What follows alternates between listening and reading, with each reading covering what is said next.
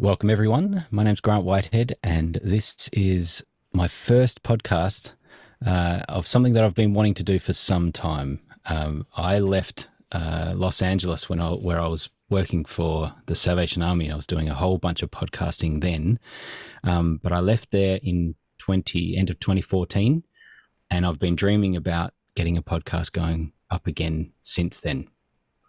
What happened as the pandemic hit, I was watching a guy that I've admired from a distance for a long time, Alex Lindsay, and something that I did was I put on on Twitter, I put a notifications on so that whenever he sent something out, I would get a pop up on my phone, because often he would do these things called Ask Alex, where he'd be testing out live streaming equipment and his question system, but he would do that by allowing people just to ask him any questions about production. And being someone that had done lots of live streaming and for high end kind of Fortune 10 companies, he knew a thing or two about the industry that have been in my most of my professional career. And so it was helpful to watch that Twitter feed.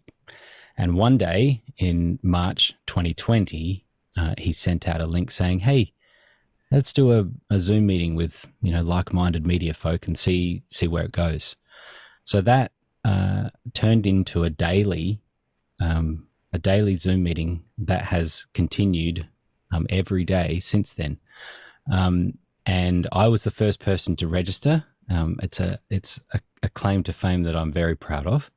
And I probably spent, I think, probably 3 months without missing a day. And particularly at that time, at the start of the pandemic, it was a pretty amazing way of connecting with people around the world.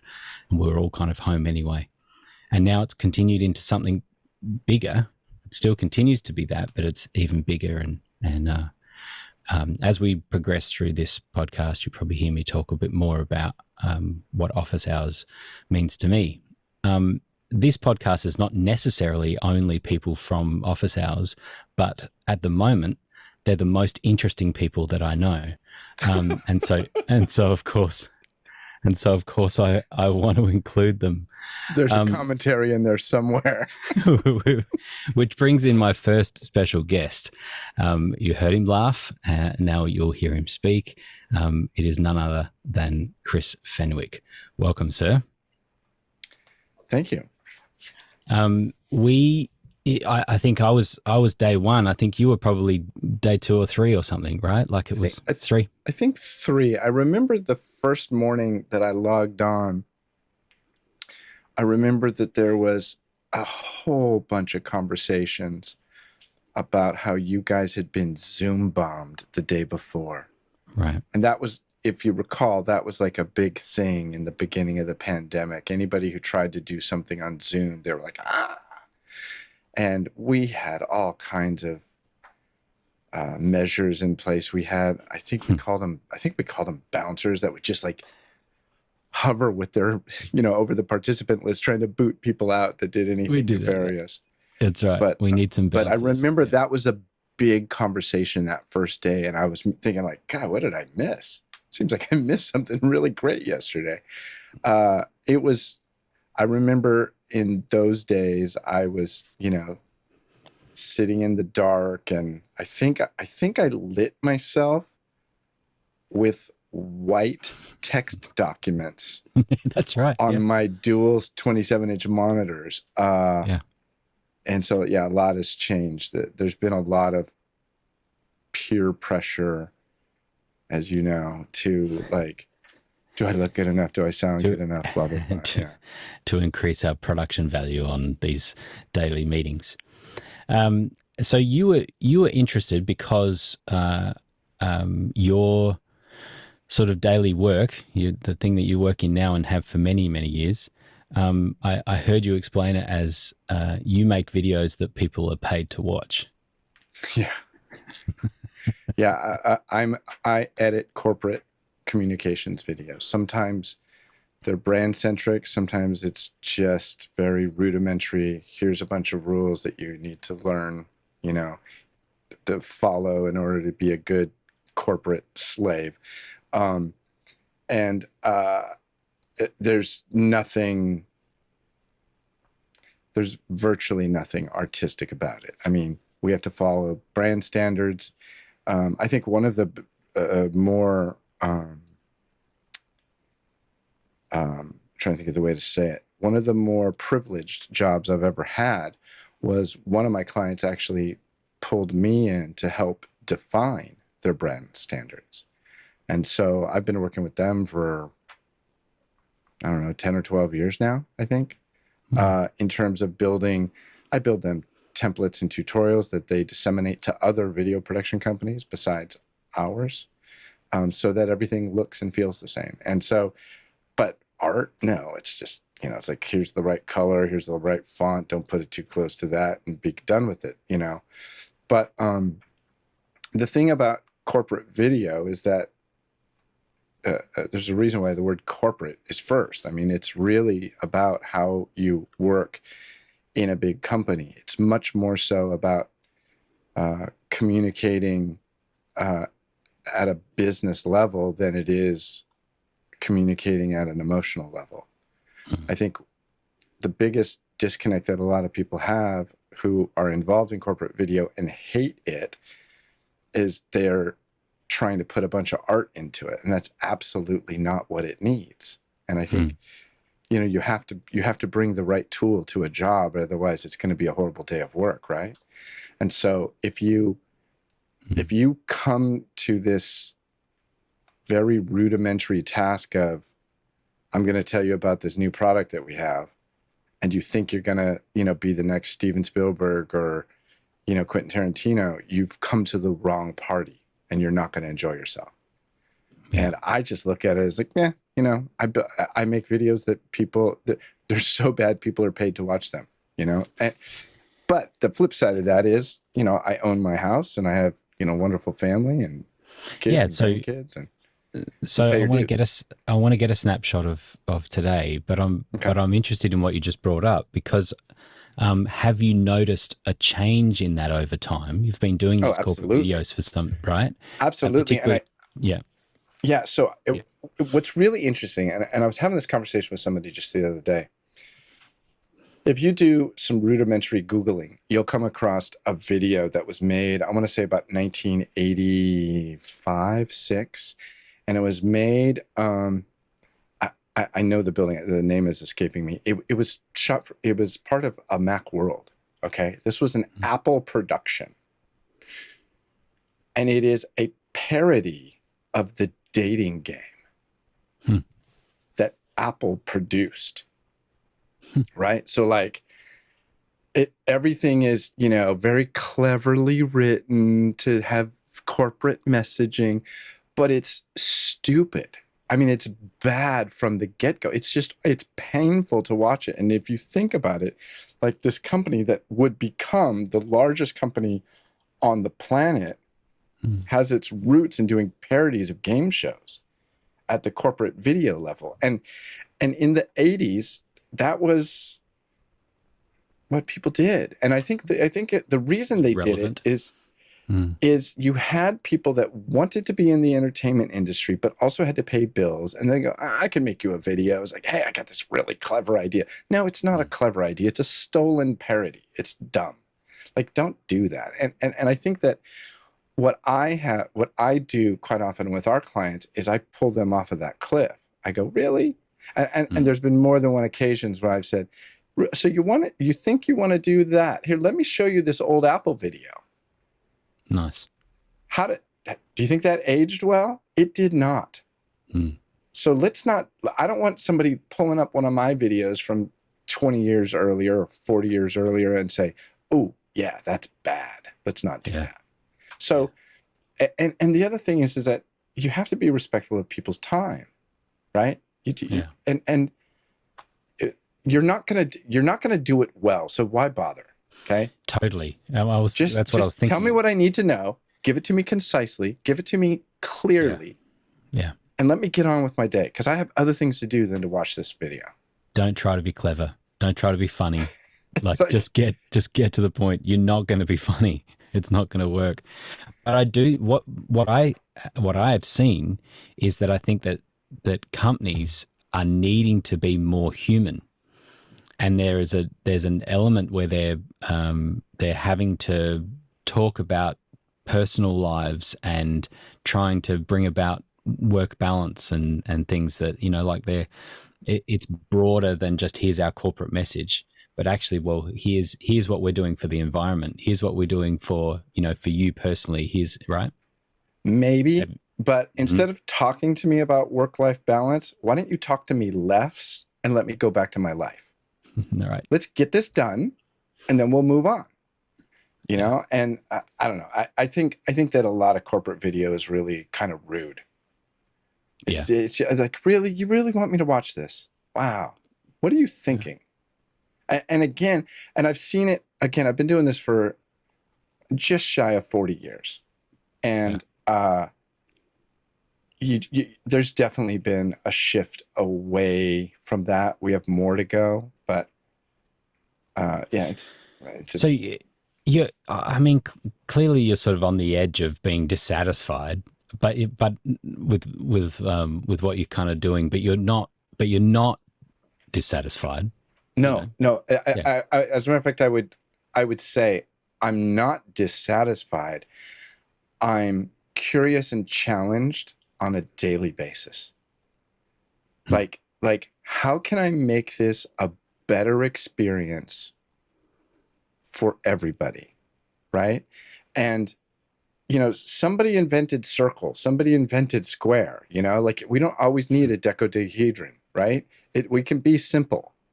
And squares are really cool, It doesn't have to be over the top fancy all the time. And so I think that I wouldn't say I'm dissatisfied. I look at what I do very pragmatically. It's like, But that's probably more of who you are rather than what you do, right? You would bring that to whatever it is that you do because you'd be curious and you'd be interested in what it is that people, and you'd be intentional about what you do, right? yeah, I'll give you another, for instance. Uh, I love IKEA furniture. Like if you come to my house, everything is IKEA. I actually, there's one table that I didn't buy that isn't, but but the Swedish design uh, uh, directive or just sensibility is gorgeous to me. Mm-hmm. It's it's so simple and it just does what it needs to do. My my parents' home on the coast has 400 feet of bookshelves. They love books, and I measured it one And day. I was I walking was around the waiting, house. I was like, I was waiting for you to say, and no books, and no books. No, no, no. They have a lot of books, but right? the shelves are. It is the most stripped down shelf you'll ever see, and they're lovely. They're perfect. You know what they do? They hold books. They hold them from the floor. They hold them all the way up to the ceiling, and they absolutely get out of the way. So there's a design sensibility that it's really cleansing. It allows you to just look at the books and not be like beat over the head with this, ornate curly Q trim and, game show parody. Like, I don't need that. Just tell me what I need to know, and then let's go home. I don't know. So this, It sounds really negative, but there's something, I don't know. well, this ties in a hobby of yours, and that's like woodworking, kind of, right? Messing around with wood. Yeah, yeah, and I think a lot of it. Uh, okay, so sitting 12 feet over here is a table that I made in 1970. Let's say 76. Okay, Mm-hmm. so it's a lot of years old. Um, I made this table in a wood shop when I was in junior high. It is a cube, Grant. It is just a 1 foot cube. Now it's made out of what was at one point 40, 50, 45 years ago, really nice mahogany. Over the years, it's been beat up and dinged and chewed on by pets and stuff. But it's a cube. It's just a cube.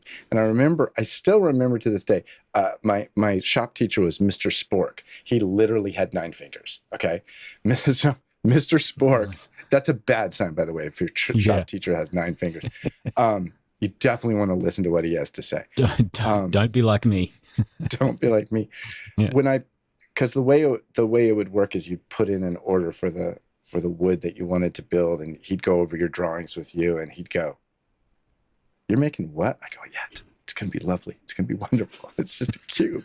And he goes, "This, you could use pine." I go, "Yeah, but that's not mahogany, is it?"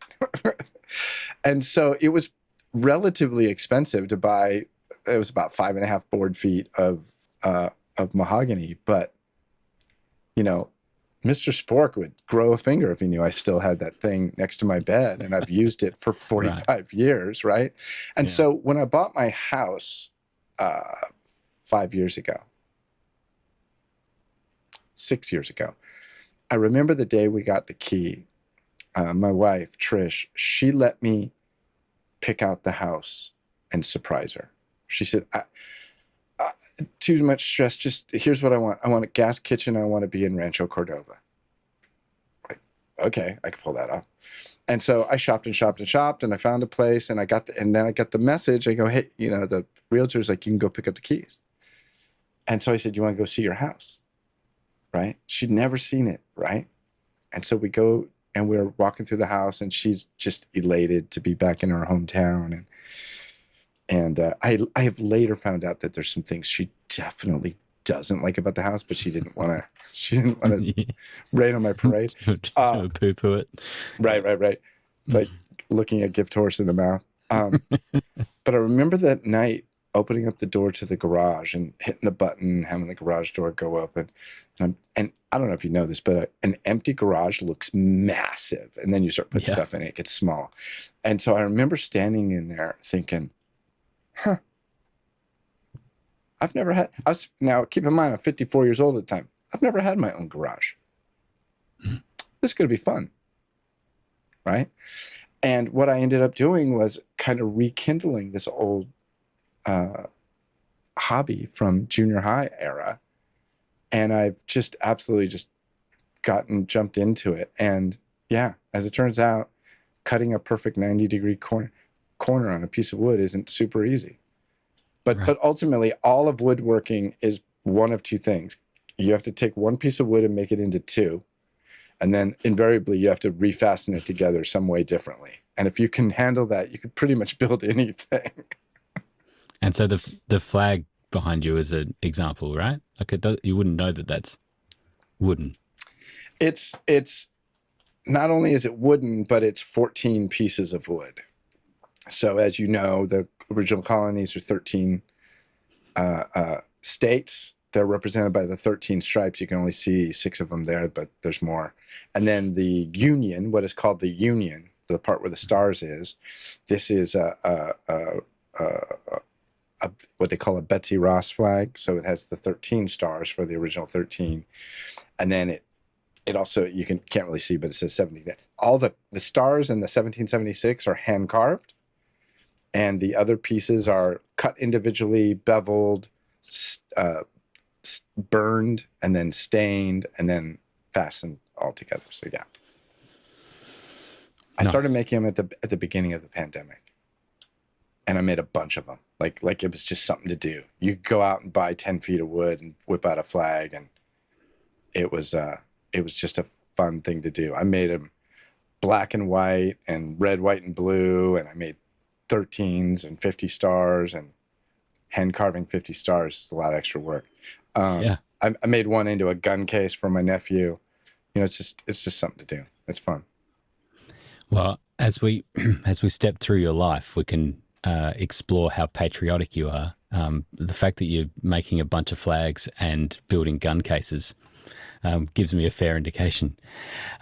So from a snapshot of today, we heard that Trish, your wife, is in the picture. Um, just we'll do some bookends because in a moment we'll go way back and we'll step through a little bit. But just a snapshot of today. You're working in corporate video, your own, with a partner, your own business, your own company, and then married to Trish, and then kids. Where's all that kind of family picture? Stepkids and Trish's oldest daughter Emma has two kids, so they've only ever known me, so they call me Papa, which for somebody who never actually had his own children is really an honor. It's pretty special. I mean, you're much better at parenting than I'll ever be. So, but yeah, not sure about that. We're all just stumbling along. So, talking of parents, let's go way back and back to preschool. All those years before preschool, what was family, the family of origin, the makeup of your parents, and where you came in the line of siblings? I am number 6 of 7 boys. Mm-hmm. We are yours, mine, and ours. My father had 2 children. His wife left him and took his kids. My mother had 3 children, 4. In 1 year, my mother lost her husband and her baby. Mm-hmm. Those 2 couples used to play bridge together. My dad and his first wife, and my mother and her first husband. They used to play bridge together, obviously when everybody was together. When my dad's friend, my mom's wife, husband, passed away, my dad was also without his family, and my dad is a giver, and so he was like, what can I do to help? I'll tell you what, I'm going to come. Let me take the kids to a baseball game. You sleep in on Saturday morning and rest. I know you must be working hard. And for a year, he was like, oh, I'll take the kids. I'm going to build them a tree fort. I'm going to do this. I'll take them to a car show, whatever it was. He just took my mom's kids and gave her time off. And they spent time together. 1 year after he had passed away, my mom's first husband, my dad picked up my mom and the kids, took them to the gravesite, laid some flowers, said a few things, and then took the kids back to their house. My dad had arranged for a babysitter, and he said, I would like to take you on an official date. And 2 months later, they were married. And I was born 2 years after that. So then yours, mine, and ours, I'm number 6 of 7. Myself and my younger brother, who's passed away, were the only children of my parents. Mm-hmm. And I think if you want to talk about what you think about up till about 5, 6 years old, trying to understand why I have brothers that have different last names was mind-boggling for a little kid. And you get really good at understand familial relationships and stuff, half brothers and stepbrothers and bears, oh my. And so I think that kind of keeps you on your toes when you have to figure all that stuff out. And were you all under one roof? I guess that it depends on the age. So what ended up happening is my dad's first wife, although initially got custody of their children, and I can say this because all these people are gone, she was determined to be bonkers. And I think that's the politically correct way of saying it. And was successful. Bonkers. And my dad ended up getting full custody of his 2 children. And if you think about this, in the early 60s, for the man to get custody of the children was basically unheard of. Right. They would go and visit their mom for a couple of weeks every summer on the other coast. And so yes, for a while, all 7 of us lived under one roof up until about 1971.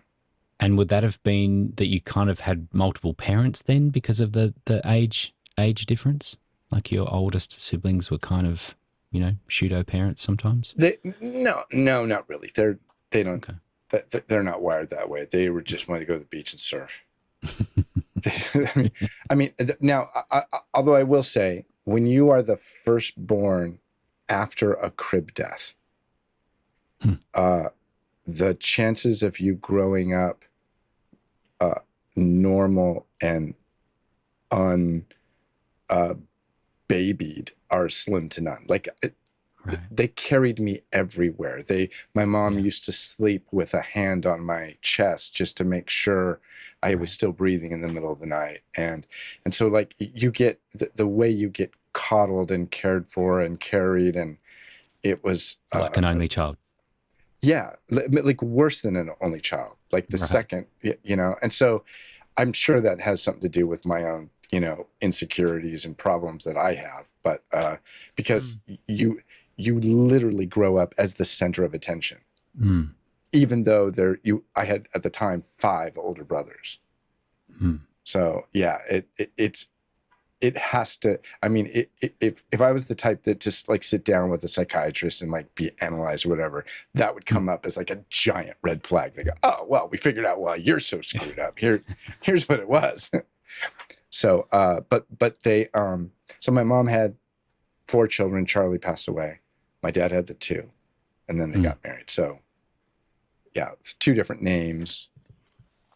Yeah. Now, so what does those early years look like? So where was this, and sort of and is there any kind of church or extracurricular things, other communities that you're tied into?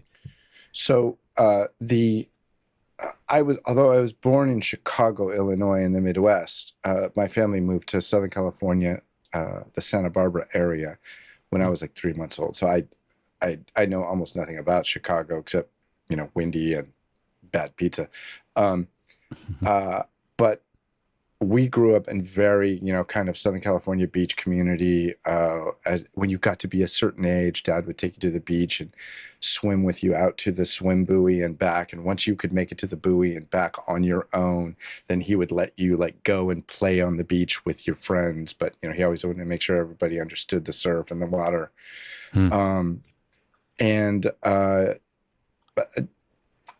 Church became a big thing, but initially it was not. I like to think of my dad a little bit like, and I'd say this with great caution, the good part of Don Draper. Don Draper is a dark and insidious character, but there's parts of him that were really good. And when I watched Mad Men, I was like, when Don Draper's on point, reminds me of my dad. So he was a business guy, worked for a couple of businesses, and engineer. Yeah.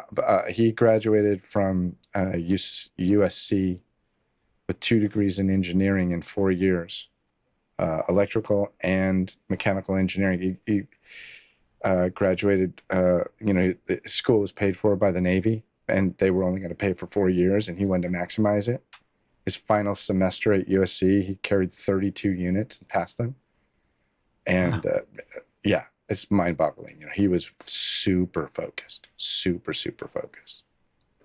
So, but what's interesting is that the picture you paint initially of your dad personally is someone who's taking responsibility of his family, who's kind of a romantic in a sense. Like there's a real sensitivity to this guy, but yet is clearly a very things focused type of dude as well, in professionally, right? As in, it's very much how things work, how things go together, how to that type of thinking doesn't always go with that sensitivity of a people focused dude. Can we pick this up? My wife is calling from out of state. I want to talk to her. No worries. Sorry about that. My wife is out of state for 3 weeks, and is one of the first times she's called me, and I wanted to say hi. That's great. I'm glad. And actually, Josh is in the chat room. For those that are watching this after, we've got this is the first episode, and I threw together a webinar, and a few people from Office Hours have just jumped in and are watching. And Josh was just saying, what are the chances that Fenwick doesn't really have a call, but instead would like to make an object lesson about work-life balance? So no, I actually did have a call. when, they always say that there's different types of people. There's like, night people and morning people, and there's book people and movie people and beach people and mountain people. When Trish and I dated, we went to the beach a lot. After we got married, I realized how much of a mountain person she was. And her and her sister have wanted to go to Yellowstone National Park. And I could do a whole hour on this, and I won't, but I actually rented them a cabin in Yellowstone Park for 3 weeks. So cool. And they are there just hiking and hiking. And in the last 2 days, they've hiked 20 miles.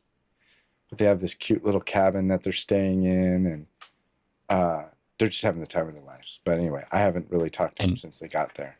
And you would not enjoy that as much as they are. Oh, it is. What I would enjoy is how much they enjoy it. Yeah. But as it turns out, I can enjoy how much they enjoy it from home. A distance. From a distance. And it's not that I don't want to go see it and do it with my wife, but they're like really serious, hardcore, like let's hike. They're almost sprinting up trails. And I was like, come on, slow down. So anyway, they're having a great time, and that's awesome. I love that they're having so much fun. Yeah, that's great. So the question was about your dad and about the sensitivity and this offset of the engineer brain, but then the sensitive family guy. So it's a little more than just that, because although my dad was always this very clear thinking engineer, my mother was absolutely an artist. My mom has canvases in her home that are, 4 feet wide by 6 feet tall, and just these giant flowers, and they're super striking. Like, I'll send you a picture, and like you look at it and you're like, wow, that looks really cool. And it's painted by my mom. And I literally remember I'd come home from school and my mom would be like painting these big canvases with these bright primary colors. But my father was the engineer and my mother was the artist. And, doing what we do, even though I have already said that there's very little art involved in it, there's a little art involved in it. Sure. And we have to marry technology and aesthetics, right? And so I got that from my mom and my dad. It was a great combo to live within. Well, one of the things you talk about is trying to quantify aesthetics. And that comes from my dad. I was going to say that is a combination of them both, right? Absolutely. It's the Fibonacci sequence and the golden ratio incarnate. Absolutely. The ancient Greeks discovered that a 1.16378, whatever the number is, ratioed rectangle, it looks very nice. It's very nice. And we don't know why it looks nice, but we do know that we see that ratio all over in nature. I like to look at that as, a divine touch on the planet. It's like, this looks nice, and there's a reason why it does, because every day when I pick up a pen, I see the golden ratio in my knuckles. I see the golden ratio in a seashell. We see it everywhere. And that is a quantification of something that is aesthetically pleasing. And here's the thing. It's not just, as you know, I'm sure, it's not just this weird number, 1.167, but it is a rectangle. When divided into a square and a rectangle, yields a rectangle that can also be divided into a square and a rectangle, and so on and so on. And that's not even math. That's just, well, it is math. It's amazing. Yep. It's amazing. As a matter of fact, my workbench in my shop at my home is the golden ratio. I designed the length and width of it to be the golden ratio. And interestingly enough, a ratio is, one dimension times that ratio. I determined the width of my bench by the size of a piece of wood that would fit between the wheel wells of the Prius I drove back then. So that determined the width, the golden ratio determined the length, and then I built some legs underneath it. Nice. Yeah. I like the way you're talking about it, because once again, it's the combination. You're not just speaking fact and from a scientific point of view, but you've got a wonder and a and something that's kind of beautiful about it all. That's really cool. There's a sensitivity to it. What I asked before, I was saying about what's those sort of extracurricular things that are happening, and so you spoke about swimming and surfing, that sort of stuff. And so, what are those extra communities, that you're tied to? Like extended family, friends. What does that look like? And that's where I was saying, does church come in there at all, or that type of thing? Yeah, I would say that over the years, I think part of the success that I've had professionally, most of it has come out of focus, right? And it's not that I'm any better than anybody else at what I do, but I work really hard at it, Yeah.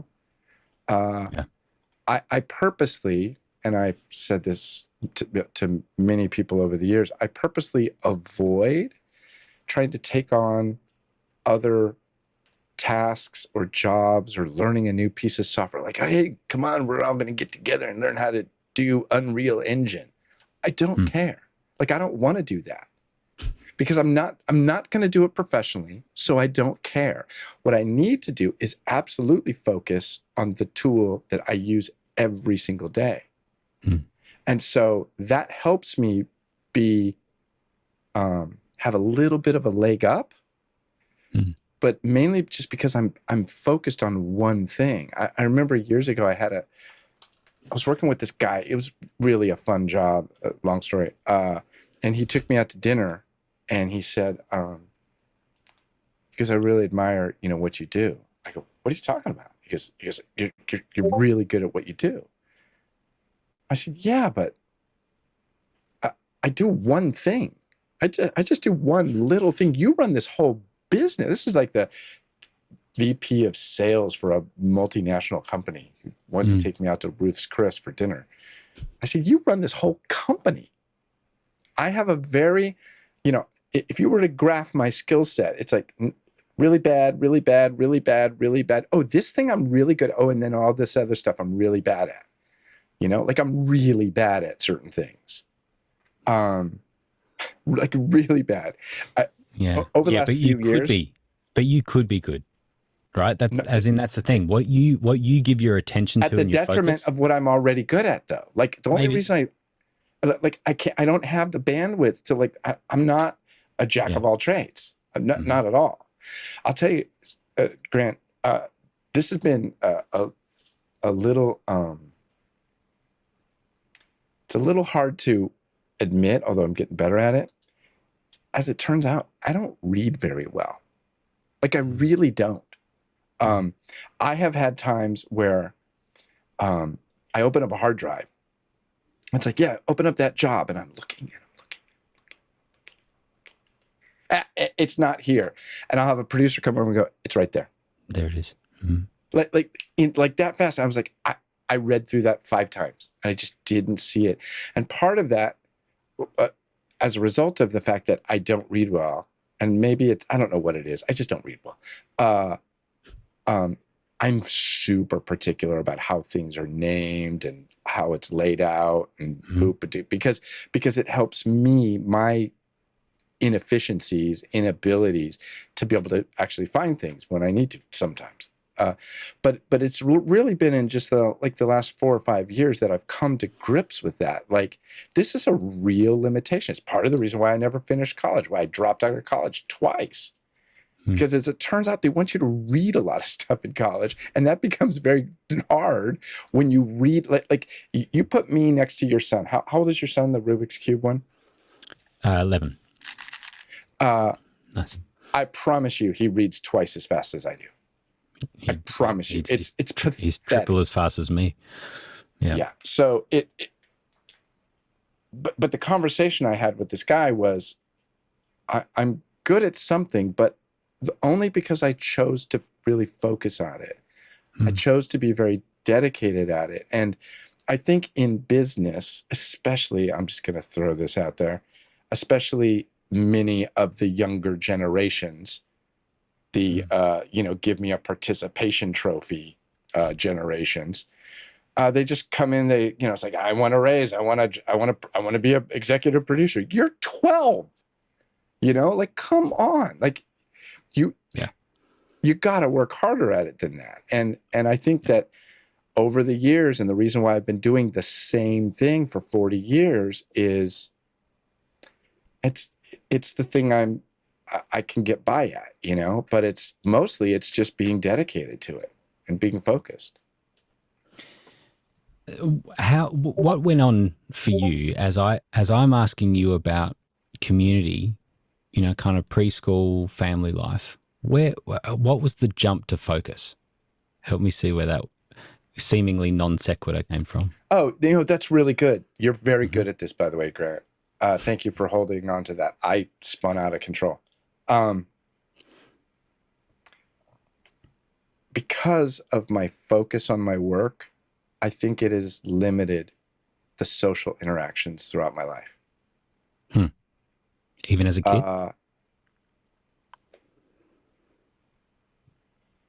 Well, big family, a lot of brothers. Keep to yourself. There's always stuff to do. What I'm saying is there's always stuff to do around the house. Right. When we moved from one city to another when I was like 9 years old. And for that first couple of years, all we did was sit around with our brothers and watch cartoons after school. Right. So in terms of community, I will say that I think that my personality is acerbic enough that a lot of people find me hard to get too close to, because I can be, my wife says, you don't have to be so mean. and it's just, I think it's just, I don't know, it's a lack of patience sometimes. Does that connect the two things? Yeah, it does. It does. Yeah, okay. It totally does. And I think what's interesting is our kind of office hours community that has connected us. Possibly in what you're saying there, there's some kind of guidelines that we had, rules that maybe has actually cut off some of those sharp edges. It's more than that, as a matter of fact. If you recall, John Preto has an amazing database where he's kept track of untold amounts of information about the office hours panel. Big data. John has records of every time everybody has hosted, how many minutes they talked in the first hour. He only counts the first hour. He doesn't get in the second hour. But he could tell you all the dates that I was asked by Alex to host the show. Right. And in those early days, when there was less of a machine set up to like onboard people, et cetera, et cetera, et cetera, Alex would like log on, and I would log on, and we'd just log on like 5 minutes to 7, and he'd go, okay, so yeah, I gotta go. Just make sure you don't turn off the meeting. And one time when I was hosting for him, he goes, and hey, do me a favor, don't be so mean. He literally, he's like, don't be so mean. Because my way of dealing with people that annoy me, and a lot of people, as it turns out, a lot of people annoy me, is I just, I like poking at them. Right. And it distances a lot of people. I think I have a few friends. I do, and they're very understanding and apparently forgiving. I believe like you. John Preto has become one of my better friends, and he'll be the first to tell you, he goes, God, you are tough. You're a tough crowd. Like, but I'll tell you this, it's part of the reason why he's now making a 20-foot rocket instead of I think he was going to make like a a 13-foot rocket. I was like, why would you do so? To cut this out if you want. His next rocket project. There's a rocket that's called an Estes payloader, and it's like this long. That's whatever it is. I don't know all the numbers. Yeah. He was going to make a new rocket that was 7 times 7XL, 7 times the payloader. I was like, that's a stupid number. Why 7? Let's do 10. Why don't you do 10? And heck, if we're going to do 10, then you may as go to 11, Spinal Tap. This one goes to 11. But as it turns out, commercially available tubes are only really available at 12x. So now we're going to make a 12x rocket instead of a 7. And that's all my fault because I was the one who said, yeah, 7 sounds stupid, John. And he'll tell you, I drive him nuts sometimes. It's awesome. And rocketeering is not something that you have ever been into, right? So listen, in October of 2021, I'm screwing up your whole show here, I probably. October 2021, it's a 4-hour show. We went to NAB, right? We knew NAB was going to get canceled. It was so obvious that fall NAB was going to get canceled because of COVID. And we were just like, yeah, let's just go hang out at John's house. So a bunch of us flew into Vegas, and John was and his wife, super gracious, put us up in his house. I don't think we're going to have that privilege again. And we just hung out. And while we were there doing whatever, John would always sneak out to the garage, and I'd go out there, and he's like, and he's sanding these stuff. I go, what are you doing? He goes, I'm making my rocket. I go, what are you talking about? You're a grown man. He goes, no, we're making this like 6 foot, 7 foot, whatever it was, 8-foot rocket that we're going to launch in 1 week's time. And he was in the final stages of assembling this thing. I go, I did not know this hobby existed. I had never heard of an Estes rocket. This is something that John did with his dad. In the 60s. I'd never heard of any of this. I did like none of it. And to think that this grown man is going out into the desert and shooting this stuff into the sky, it's the first I'd ever heard about it. And I said to him, well, hey, I'm going back to Northern California. So later, hey, do me a favor. Make sure you live stream that thing so I can watch it. And he goes, it can't be done. I go, what do you mean it can't be done? He goes, there's no service on the lake bed. It can't be done. I go, can't be done are the kind of odds I like. Right? And so we challenge accepted. We started like putting the feelers out and started talking to people. And I'll tell you the thing about office hours people is they like a challenge. Mm-hmm. Before you knew it, there was 25 people volunteering to come to not that rocket launch, but the one in March. And that's how we did the 12-foot rocket, the Stars and Stripes rocket. So cool. And another thing, like that rocket looked cool, right? It had the stars on the nose cone and the stripes for the fuselage. And John wanted to wrap that thing after he shot it. He was going to shoot a black rocket into the sky. I'm like, are you kidding? You're going to put this on camera and it's going to be black? No, wrap it before the shoot. And he goes, no, it'll get torn off. It'll get all torn up when it lands. So what? It's going to look awesome. So, and again, it's just like John will tell you, I'm a absolute pain sometimes. Acerbic and a pain. Right, John? Put a note in the chat. And he loves every bit of it. I don't think so. All right. So let's get back to elementary school. Where'd that happen? Elementary school was a combination of Southern California and Northern California. Mm-hmm. I was a awkward nerd who didn't have a lot of friends and would sneak away to the school library and draw.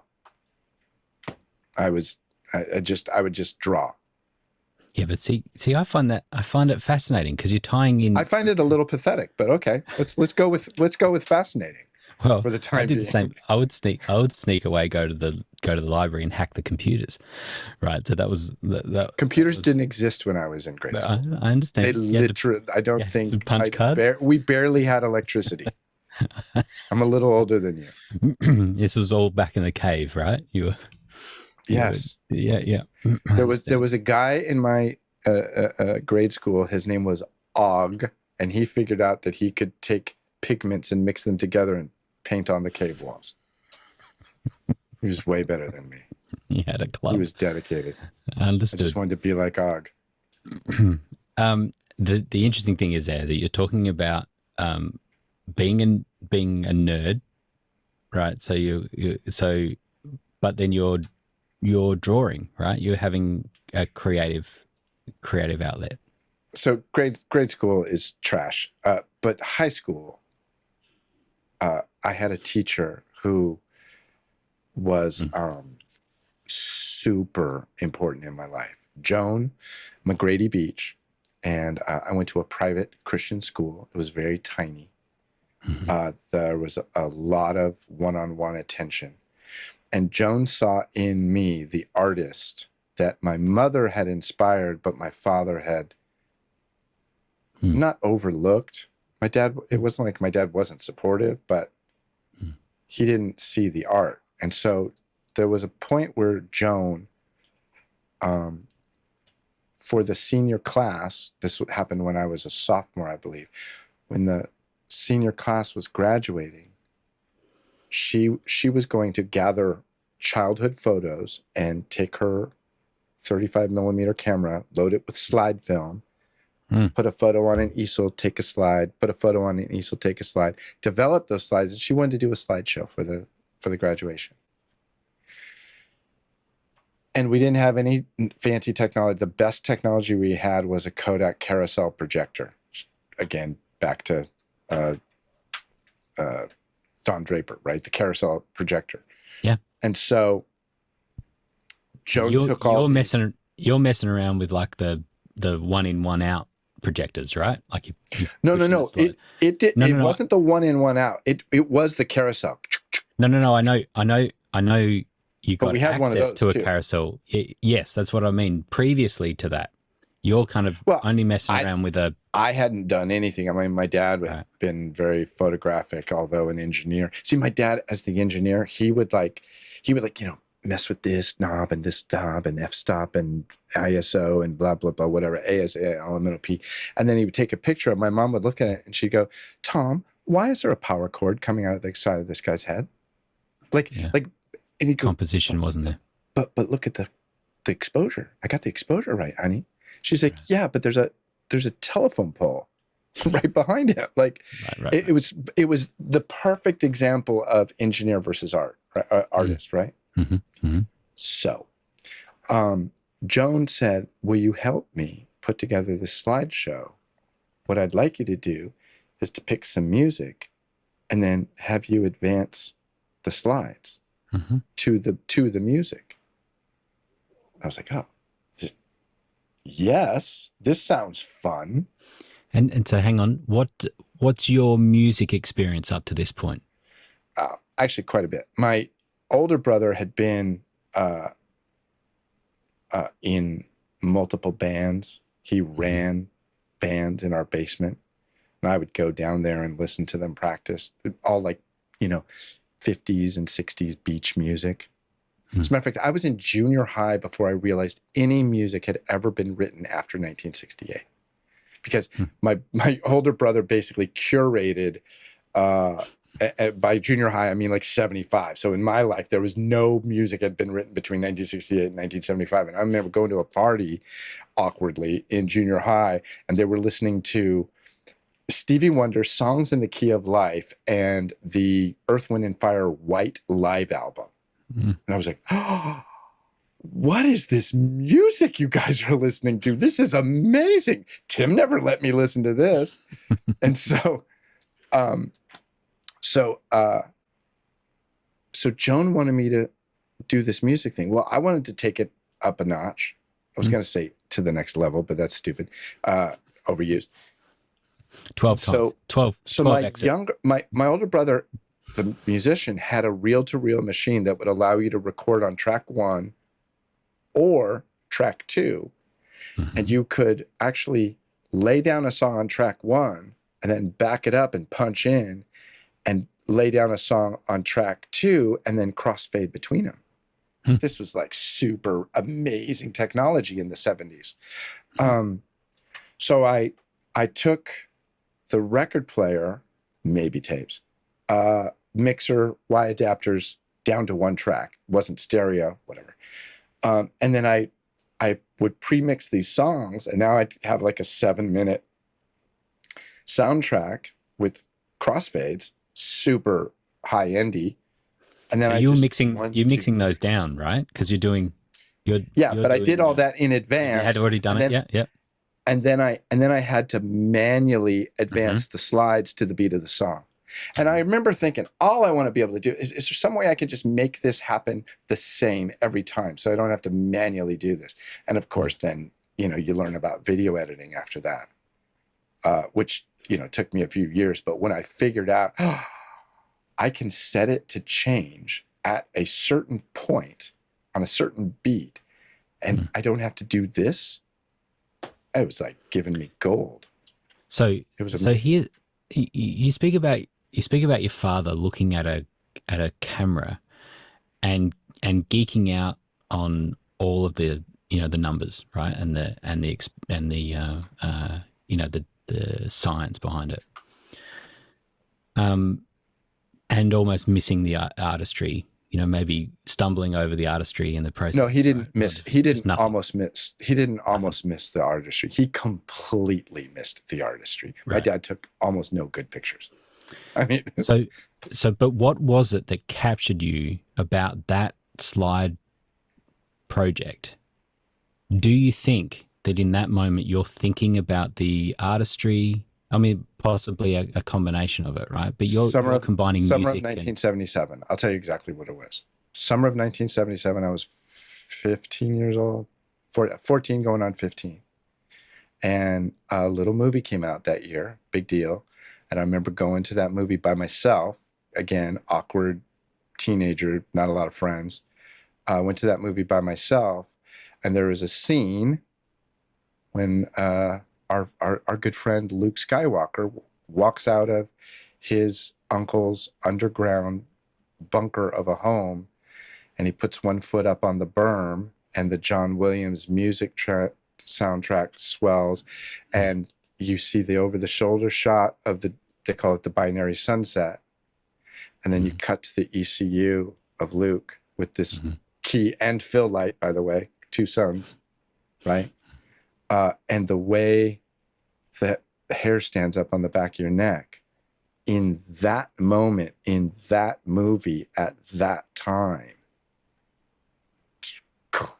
trajectory changed for the rest of my life, because I saw the way a picture and a piece of music could be added together so that the sum of the parts was greater than they were individually. Together, they were much.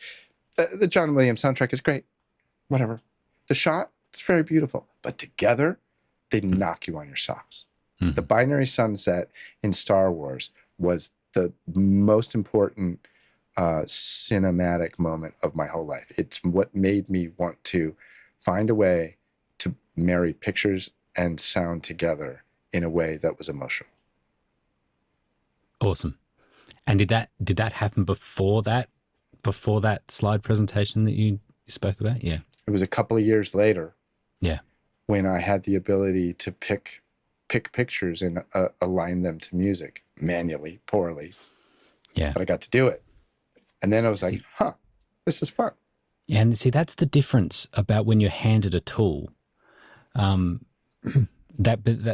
is the difference between your father's example and yours, is that you hand your dad a camera and he geeks out about the camera, and it's about the tool. When you were handed a projector, a slide projector, it's beyond that. It's beyond the tool. It's actually about what I can create with this.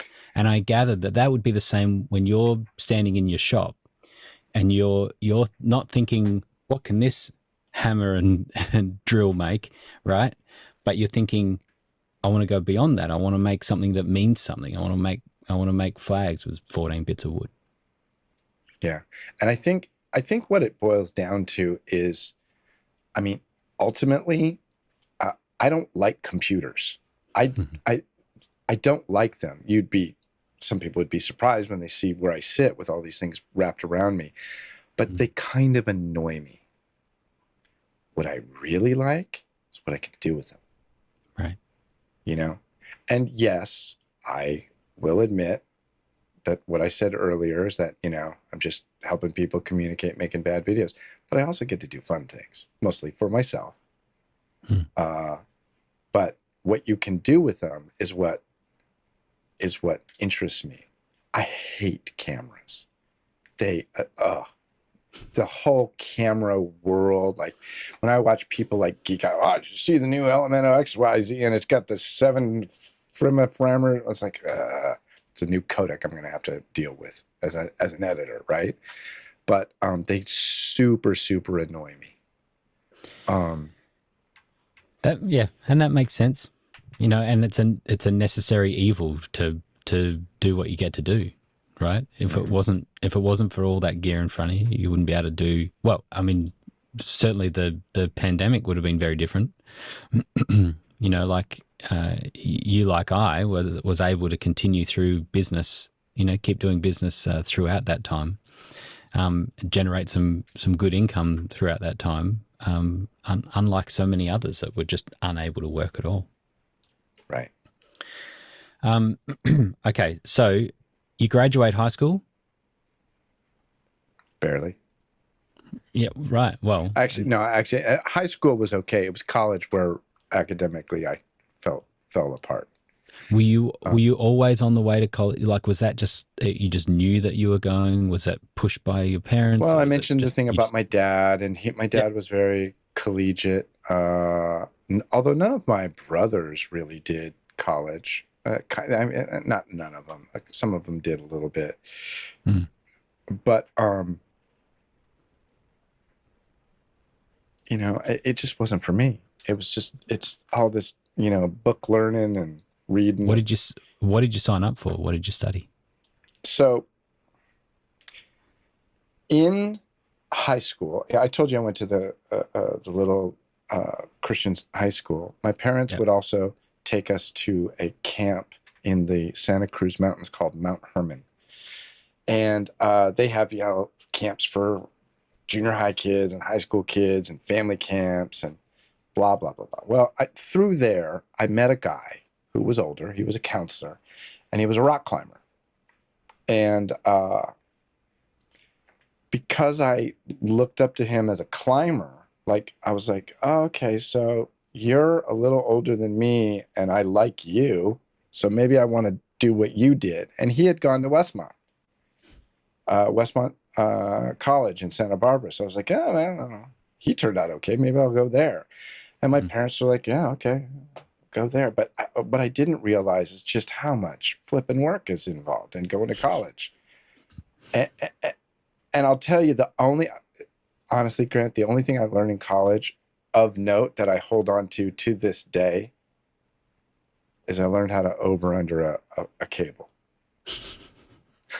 And that's only because I hung out with the guy who was in charge of the school PA system, not a student. This was his job. He was an employee. And I used to hang out with the guy, and he was like, oh, here, wrap this. Do you know how to do it right? I go, show me. I was like, oh, okay, you got it. Like that's the only thing I took away from college the first time. And then I dropped out after a couple of years. And then I found that one of the best broadcasting schools with broadcasting classes was a city college right near my parents' house in San Mateo. So I went there and I started taking classes there, and then really quickly got there was a night where somebody had called in. So this school had 2 studios. Studio B was where they taught students, and Studio A was where they made TV shows. And it was inside, and part of the school was a small market PBS station called KCSM. And so KCSM did shows. And one of the shows they did was a nightly recap of everything that had happened at the racetrack that day. It's called Thoroughbred Review with Sam Spear. Well, one of the camera people had called in sick.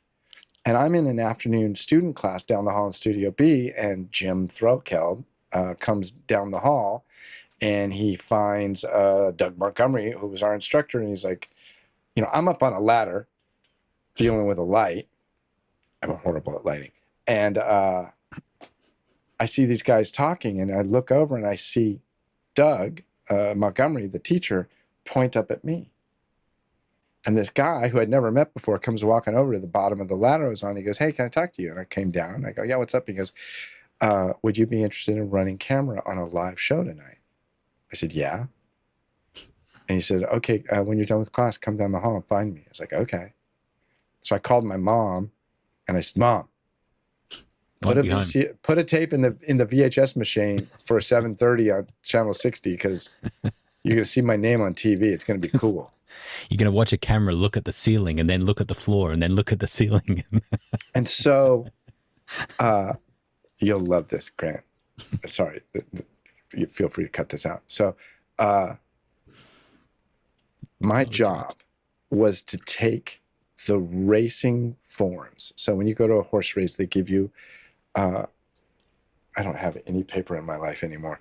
To take an 8.5 by 11, whatever, legal piece, not legal, but and fold it in half lengthwise.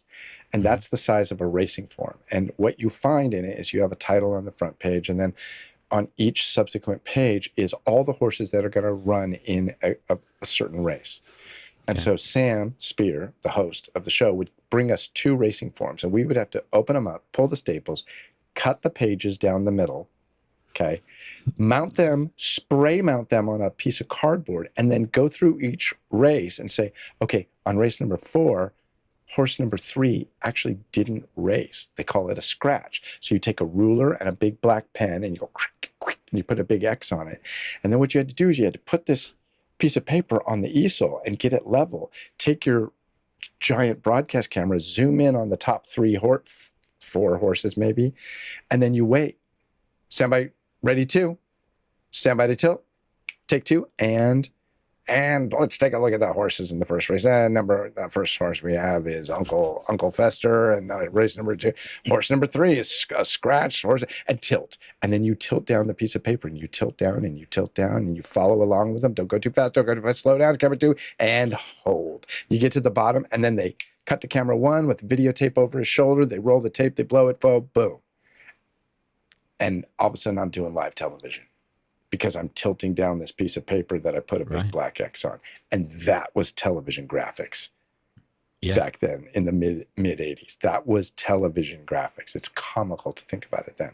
We also, by the way, had a teleprompter that you'd push paper underneath a black and white camera. So, but it was exhilarating and exciting. And for the next decade, that's all I did was live TV. And Jim, the production manager of the station, the guy who came and pulled me out of class, said to me, he said, hey, you know, good job. You know, if you're interested in doing more, let me know. And I said, yes, I'm interested in doing more. And he showed me a bulletin board where he would post a piece of paper for every show that was coming up that had all the crew position. He'd put an X next to everybody he needed to fill positions. And I said, so I just write my name on camera 2 and I can run camera 2? And he goes, yeah, I need to fill all these positions. Pulled a pen out, went Fenwick, Fenwick, Fenwick, Fenwick, Fenwick, Fenwick, Fenwick. He goes, are you available all these times? I go, yep. I am now. And that's all I did. That's all I did for like 6 years. I just signed my name on everything. Turns out you had to be a student to do it. And there was a guy who was a teacher who had a class called The Art of Television or something like that. And it was a absolutely well-known fact that if you were going to work in the station, I'm sure I'm not supposed to tell this publicly. If you were going to work in the station, you just took that guy's class, and you could take it as many times as you want. You just had to enroll. Now you're a student. He said, I'll give you an A. You never even have to come. You're like, Win Smith. okay. I think his name was Win Smith. Anyway, and I did that for like 5 years as a student assistant. And yeah, I had the first like 5 hours a week was for credit, and then after that I could get paid. Oh. And that's how I got into doing live television. Now, were you mixing bands outside of this as well? I did a little bit in college. There was friends of mine that were in band, and nobody knew how to run the mixer but me. So I did a little bit of that. Fun. Never professionally. I've mixed built a working knowledge, right? You're doing a bunch of camera stuff, and you're doing audio stuff a bit on the side. Yeah, when you want the guitar louder, you push this thing up a little louder. Yeah, but I mean, I wasn't professional. I was just better than all the amateurs, right? Like not quite. Yeah. So I did a fair amount of that, but it was always just for fun. What's that saying? You don't have to outrun the bear. You just got to be faster than your friend. Yeah, exactly. Yeah, that's. I was just barely faster than the other people. All right. So, because we're technical and we think about these sorts of things, we can step through life all through production, and often we can miss the personal life. Sure. So what's going on there? Got any significant others at the time? No, and I think that was part of what helped me success-wise. I remember when I dropped out of the first college, I remember going back a year later and watching some of my friends graduate. They go, "Hey, so what have you been doing?" I go, doing this little video production thing. Oh, okay. And then I ran into some of them a couple of years later, at a thing, some function. "Hey, Fenwick, what you been doing?" "Oh, this same thing, video production thing." "Oh, okay." And like another 5 years later, went to somebody's wedding. "Well, hey, Fenwick, what you been up to?" It was exactly the same thing. And again, it was just kind of that dedication, just like being a focus. And so just more tilting, just more tilting. Yeah.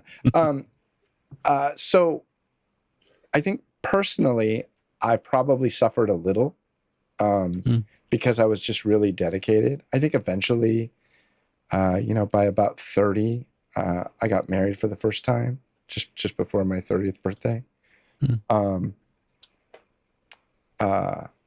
But I was still super focused on work. Like, I knew that there was an end. I won't say that I knew that there was an end game there. It wasn't like I was like saying, "Well, if I just do this right, then, when I get to be almost 60, I'll be happy." But it was what I knew. It was what I was comfortable with, right? And so there's benefits to that now, but you pay a price for it then, right? And I think that when it comes to like all the kids like to say, work-life balance, I failed that miserably. I was very dedicated to work, but it got me where I am today. And it's hard. I always tell people, this is a horrible business to be in. I don't recommend it at all. I've many times over the years, producers I've worked with or clients will say, "Yeah, my kid wants to do what you do. Would you mind if they talk to you?" I said, "I don't mind at all. You may not like it." Yeah.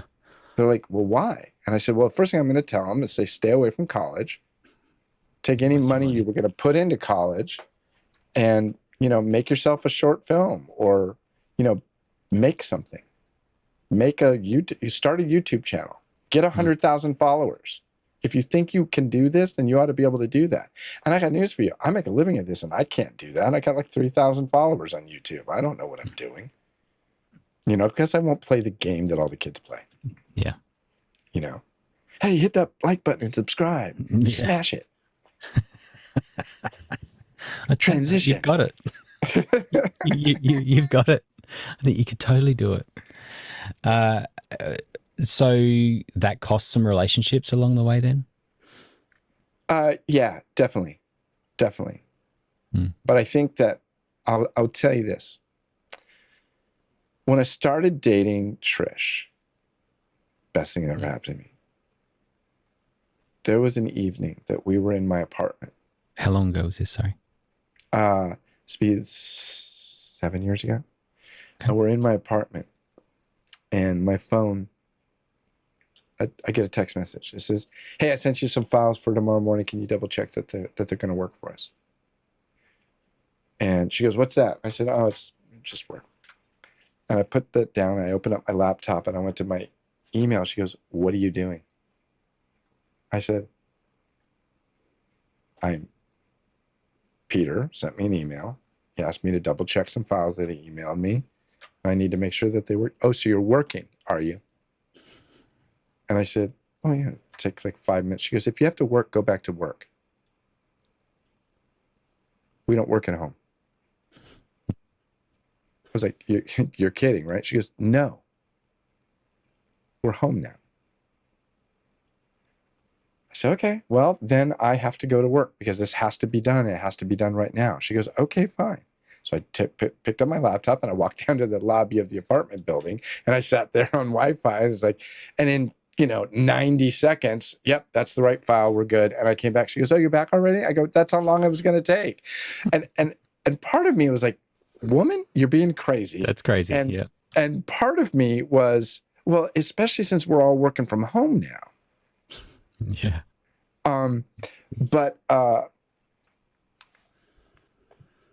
and I will say she understands that in this chair I need to be focused, but the rest of my life I've gotten really good at turning it off. I remember I was talking to Paul, my business partner, a couple of years ago.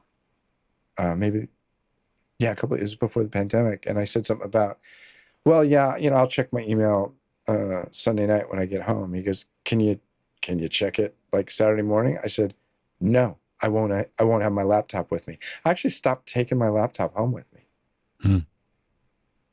He goes, "Really?" I said, "Yeah, it'll wait." We're running a business here. Yeah. It'll wait. Yeah. So totally does. And probably more so now people respect that.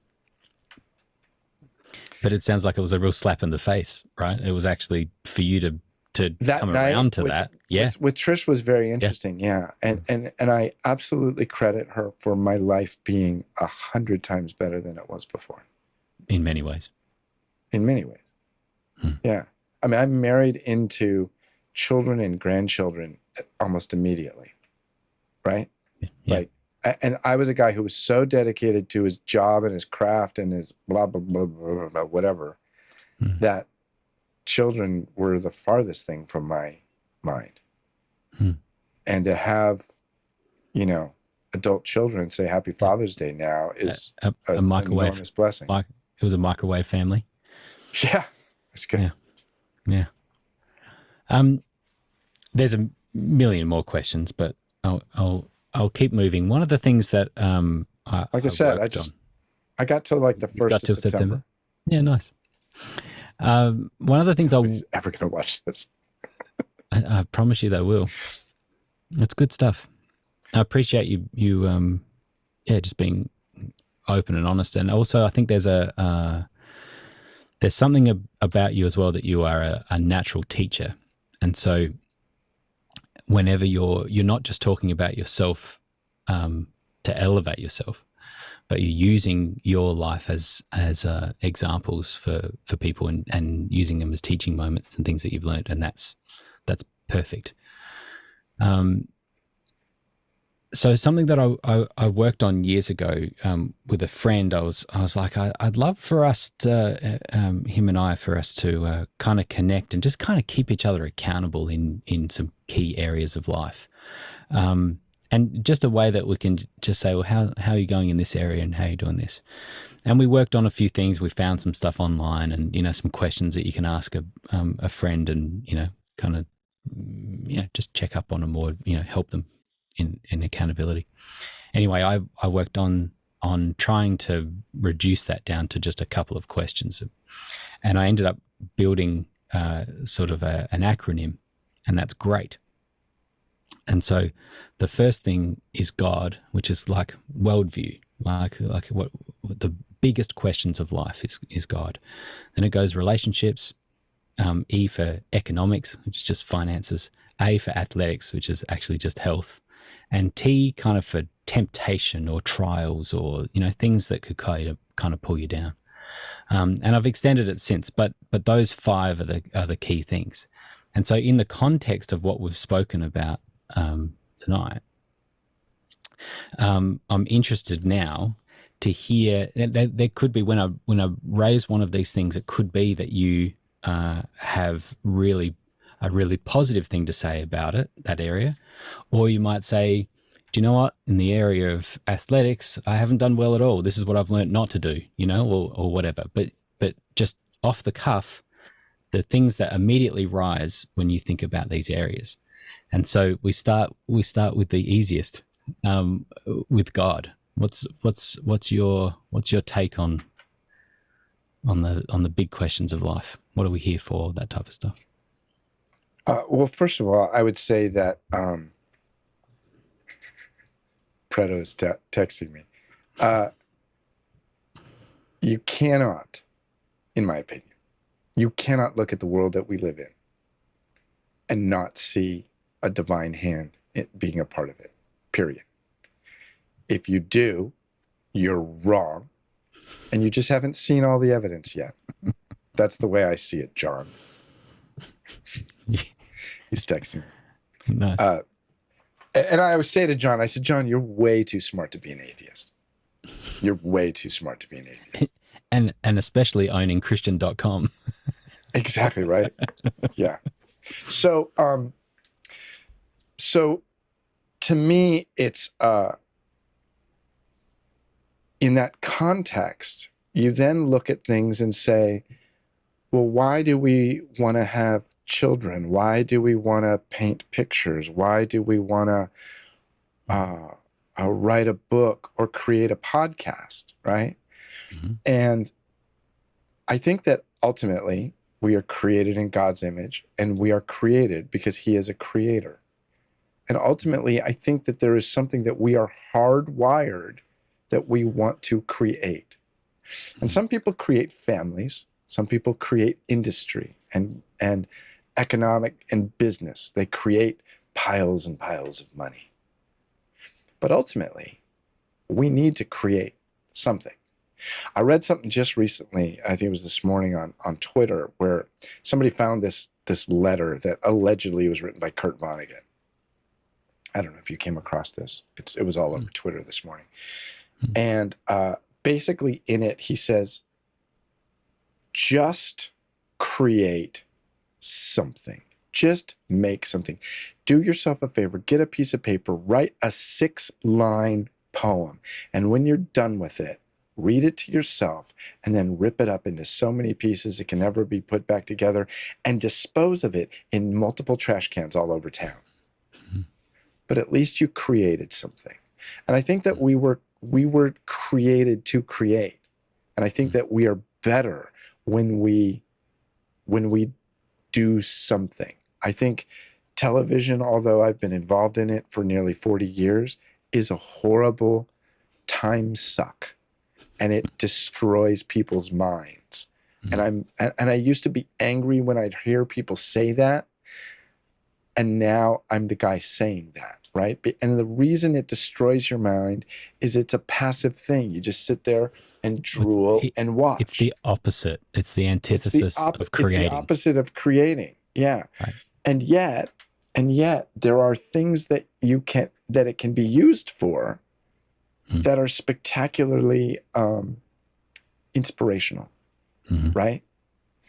I've been spending a lot of time with my mom lately. She's getting old. She's not very mobile. And my mom is forgetful enough that she will watch the same movie 40 times in a row. Oh, I love this part. You know? Oh, which movie is this, Mom? This is the movie you've been watching all of July, you know? And so, but I can watch them. When I watch movies, which I don't do very often, I never rent them. I always purchase them, like on Apple TV, because I'm going to watch it 3 or 4 times. I might watch it 3 times in a row. I remember when first time I saw The Secret Life of Walter Mitty, the new one with Ben Stiller. Mm-hmm. I bought that movie. I watched it, blown away, took my laptop to work, flipped open the screen, and for a week, it was on a loop. Mm. I loved that movie. It was, but it said something, and I think most of TV is just trash. But yeah, so God, we're supposed to create. Find out something to create, and do it. Even if you don't share it with people, just do it. It's important for your soul. John. So good. I'm making a note because I'm coming to the States in a few weeks, and I need some movies to watch on the way. So I'll Secret Life of Walter Mitty is great. I remember I remember giving it a try, and I wasn't in the right headspace. I totally believe that movies, you've got to be, there's certain genres that you are locked into, like that you are in the right emotional state, tiredness, whatever, all of that. When you can align all of those, you can have with the right movie, you can have an amazing movie experience. I'll tell you about that movie. If you said, hey, do you want to sit down and watch a movie? I was thinking of watching. I would watch it again, every frame, hang on every frame again, in a heartbeat, any day of the week. And there's not many movies, I don't think, that people can do that, right? Yeah. Yeah. So relationships. What have you learned? And we've heard a bit about that. I think what I've learned is that, like business or your craft, you got to work at it. You have to savor it. You have to be dedicated to it. You have to focus on it. My first marriage, I didn't do any of those things. Trish, I do all those things, and it's wonderful. And yep, she was part of that night when she didn't let me work at home. She was part of that. But she's amazing, and I will go to any lengths to make sure that she always knows that. Yeah.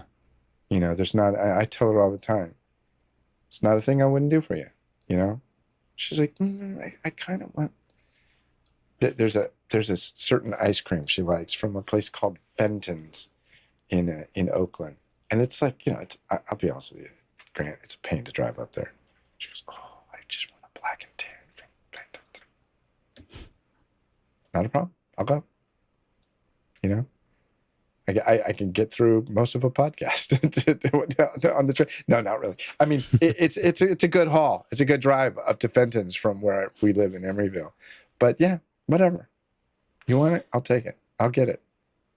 Have you ever kind of looked into love languages or the way that people receive and give love? I think clearly mine is like just doing things. Acts of service. Yeah. We're out of toilet paper? Fine. I'll drive across town, find the best price, and bring you a pandemic's worth of toilet paper. Mm-hmm. Like I have no problem. And she's like, oh, it's so far. I was like, no, it's not. It's not far at all. It's just over there. I can't get, so yeah. And I think I learned that from my dad. My dad was very giving and very generous with his time. Well, and that's that older generation as well, right? That it possibly was less affectionate in words and physical touch, but would do anything for you. Well, if you think about it, this is a generation that put everything down and traveled across oceans to die in wars that we were not actually a part of, technically. Like, the United States really had no business being involved in World War II. Certainly not World War I. But, we invented this thing called fighting for freedom. And it inspired generations of young men to fight for their country in wars that really didn't affect us. That's how much they gave. They gave of their lives, and that was honorable, and it was admirable. It was a big thing, and so we've lost. Same as you driving up the Fenton's. No, I find that a little bit offensive. I mean, I have great respect for, my friends that have served, and I've said to them absolutely many times, Yes, the longboarding scene is amazing. I'm seeing that in the chat.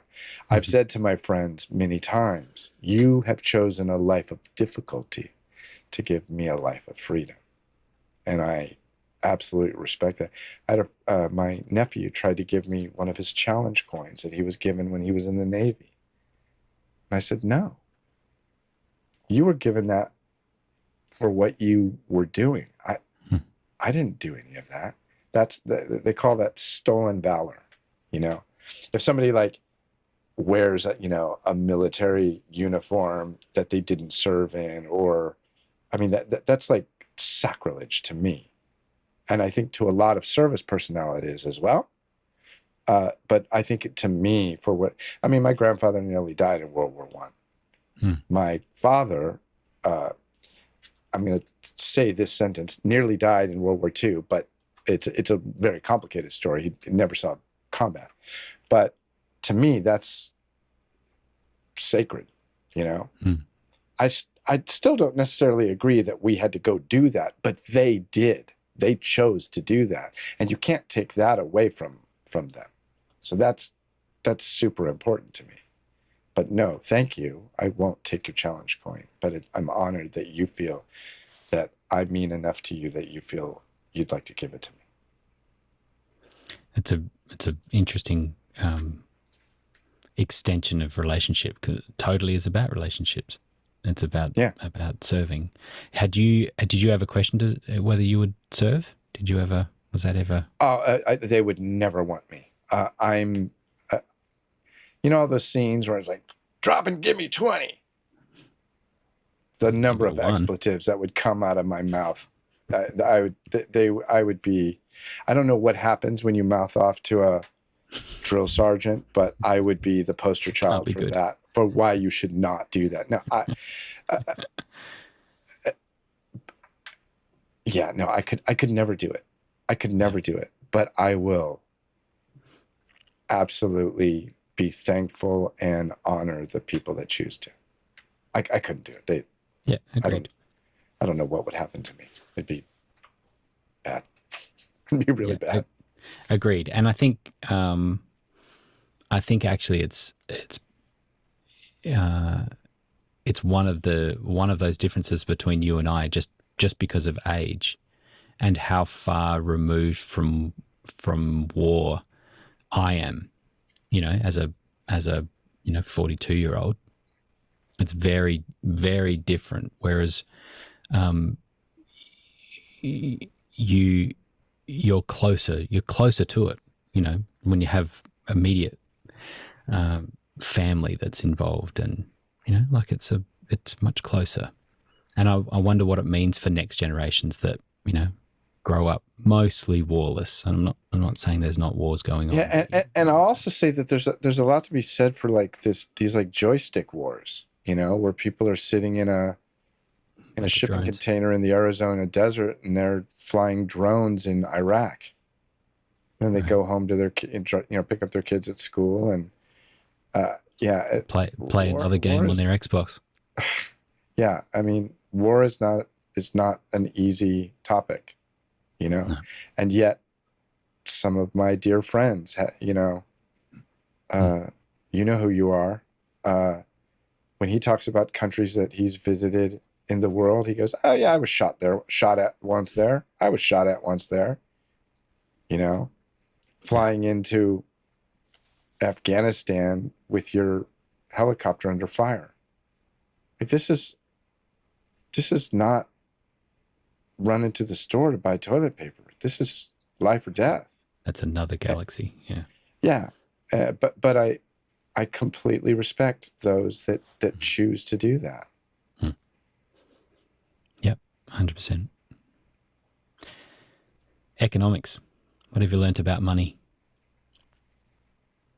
Spend less than you make every single day. Most people die by the paper cut of subscription these days, right?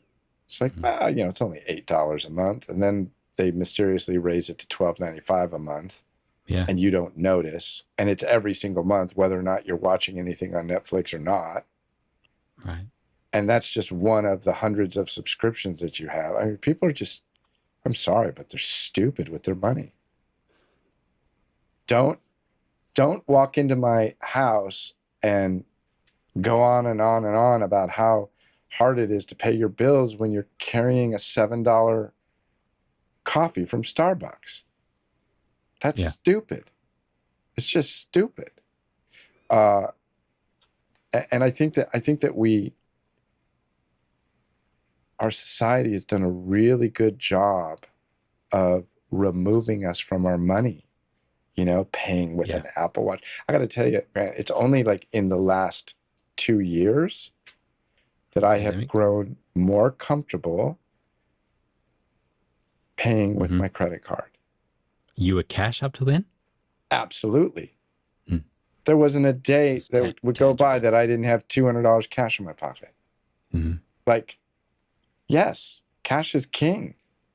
I'm sure you were there. There's been multiple times where I've heard Alex Lindsay go, if I can't pay with my Apple Watch, I'm gone. Incidentally, I do like the impression you do of him.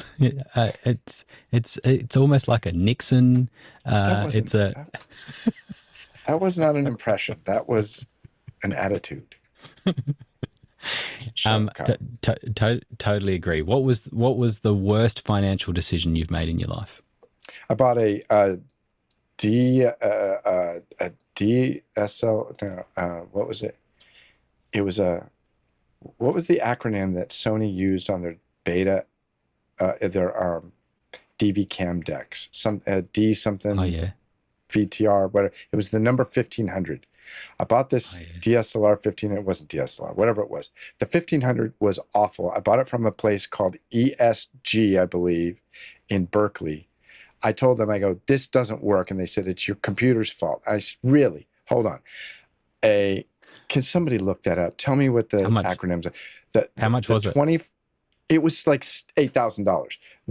The 25 worked fine on the computer. The 40 worked fine on my computer. The 45 worked fine on my computer. The 2000 worked fine on my computer. But this one didn't work. And I said, you need to fix it. He goes, it's your computer. I go, no, it's not. And I'm going to tell everybody. And they wouldn't honor the fact that I had come to them and never balked at the price, paid retail plus, what do they call this? VAR tax, whatever. Like value added. I paid through the nose for it. DSR 1500 AP, the DV cam VTR. It was half width, super wide, a little thick. Yep. I will say this. Yes, DSR, thank you. Had a great shuttle on it. It shuttled like a Beta SP deck, like a real Beta. It felt great. But the firewire on it never, ever worked right. Worst financial thing I ever did was that. I bought that thing, and I literally just gave it away the other day. And it never. I just gave it away. And it never. It never worked right. It never recouped the. What I ended up doing is a few months after buying it and realizing I had bought a piece of trash from, I'm self-editing here, from this value added retailer. I said, well, I will never purchase another thing from you again. And I bought a DSR 45 from B&H. And that was one of the best purchases I ever made, because that thing worked like a champ. I made a lot of money with that deck. I don't know. What about like in personal life? Cars, houses. I'll give this advice to anybody under the age of, what'd you say you were, 42, 43? In your 20s, buy your first house. And if you can't afford a house where you live, leave. But buy a house. I bought my first home. It was a condo when I was like 31, 32. For how much? Do we really have to do this? Well, no. I bought a 2-bedroom townhouse in Redwood Shores. I've got a point, and my point is how many times an annual salary? Oh, Not just your annual salary. I mean, like just kind of average, because that'll be a massive difference for today. Oh, I got you. Yeah. So this was in 1996. I paid 197.5 for a 2-bedroom condo in Redwood Shores. Same condo today is worth probably 1.1, 1.2 Yep. million US, obviously.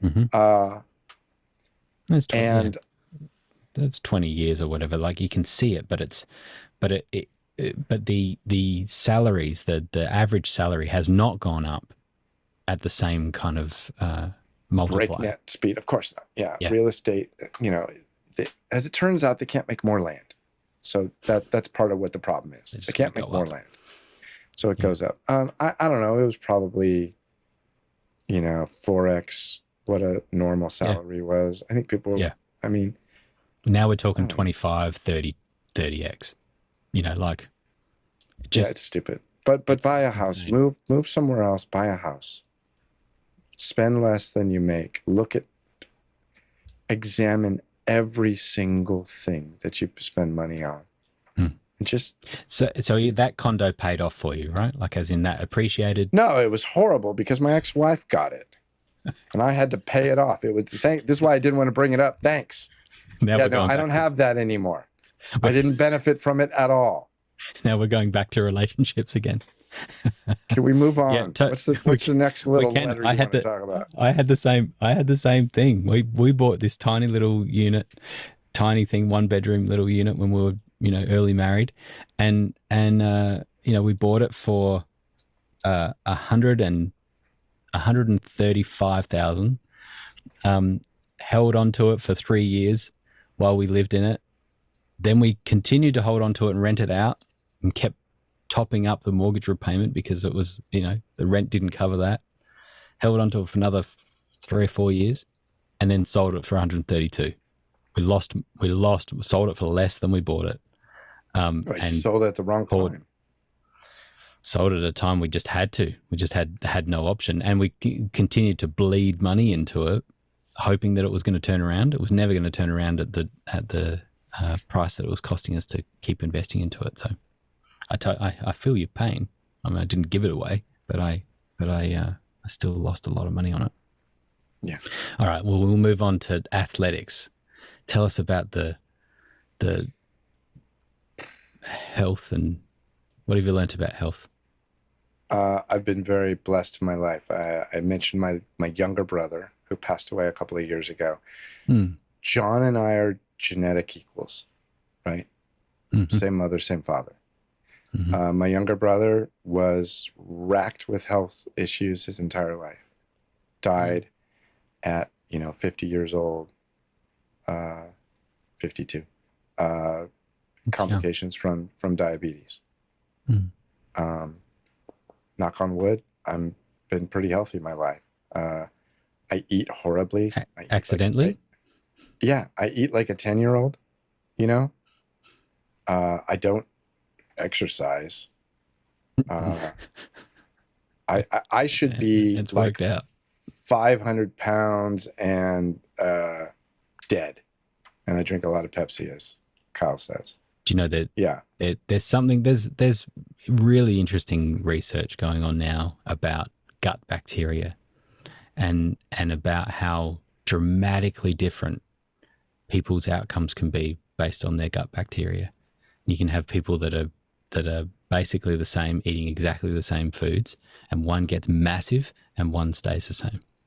And they can't pin it down to, it's not as simple as energy in, energy out. But do they have the same genetic makeup?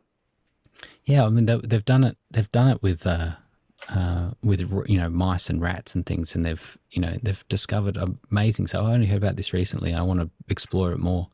But there's some amazing things about the differences, and it makes sense because you meet people all the time. I've got a buddy who is rake thin. Like he is super thin, and he can down 3 pizzas, in one sitting. So even just the sheer volume that he can take is amazing, let alone that he just does not put on weight to the point where he's really concerned about it. Like he's like, I don't understand how I cannot put on weight. Doesn't matter what I eat. Anyway, but from from a mental health point of view in there as well? What's gone on for you there? I don't know. I mean, I again, I'll go back to Trish. You know, Trish has encouraged me to live life and not observe life. You know, Nice.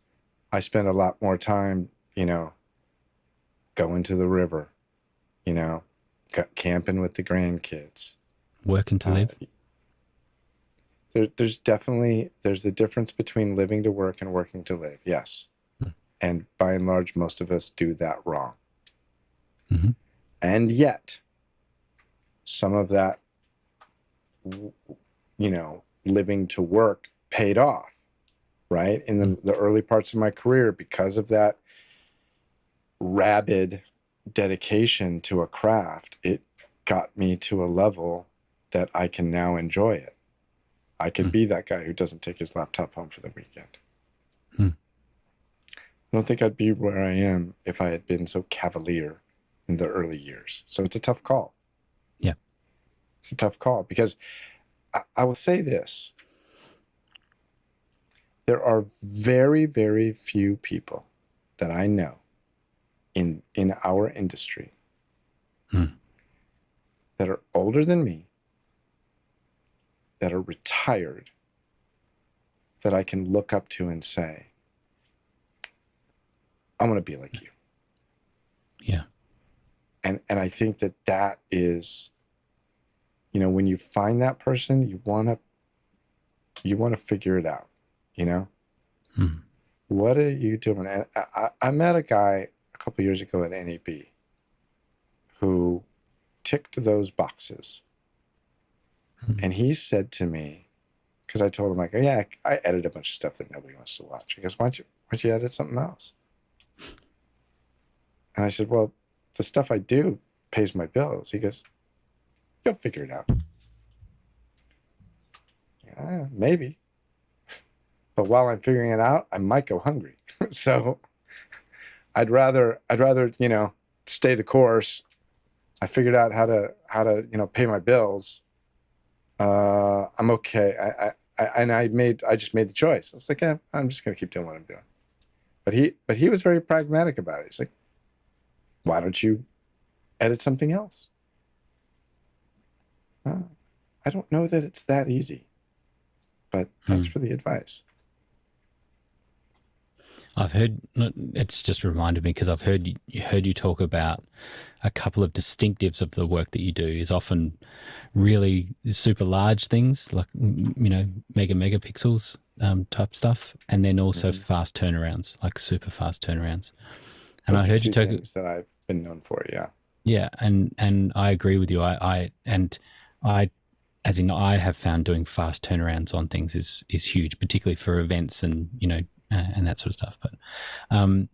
But you spoke about a memorial service that you worked on, right? You think about creating and editing something that has meaning, and is a technical challenge as well, right? Like you being able to, you know, record interviews of people walking into a memorial service that you will then play to them moments later, you know, at some point Less during than an that hour, service. yeah.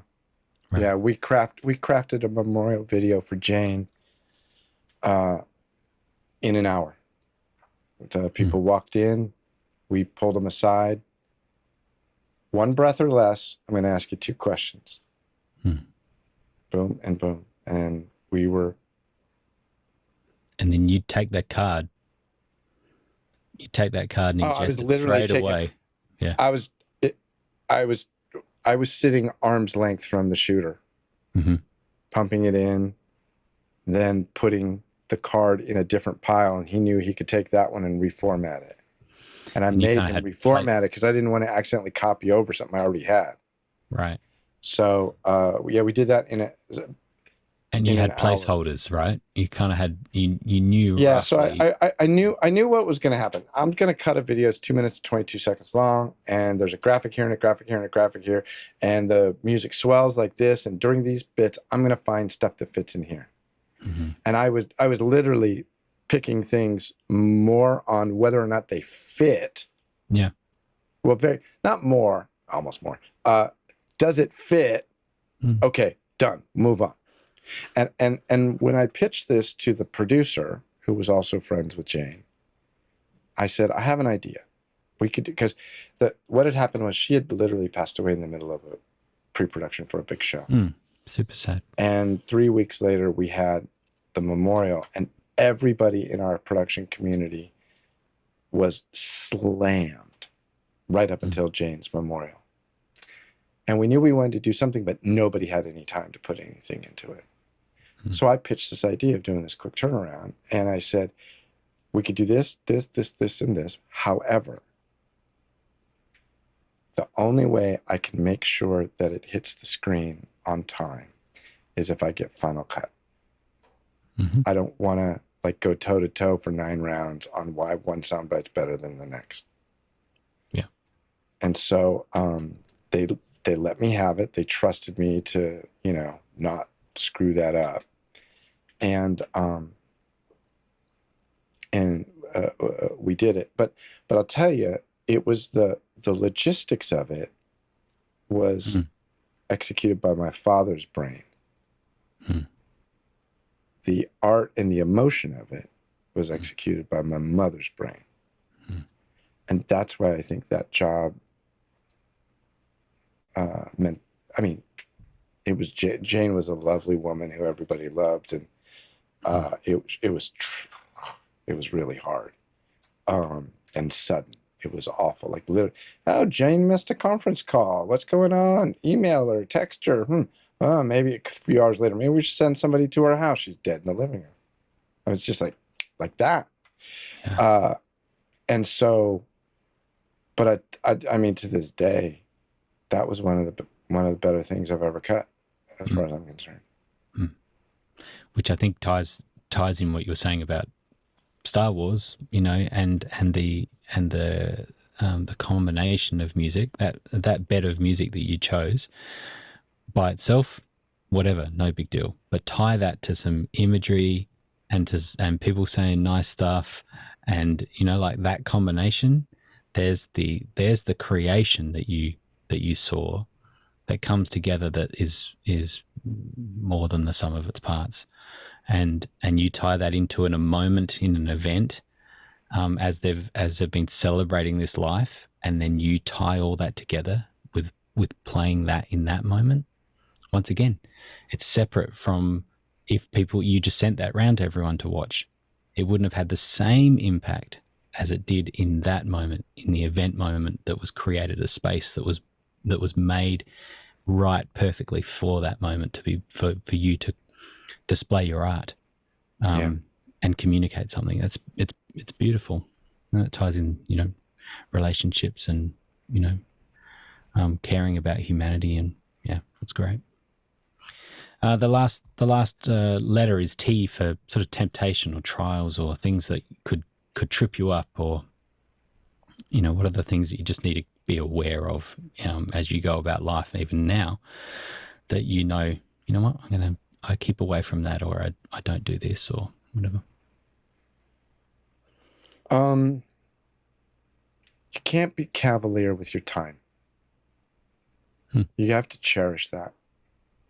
I think too often we throw time away.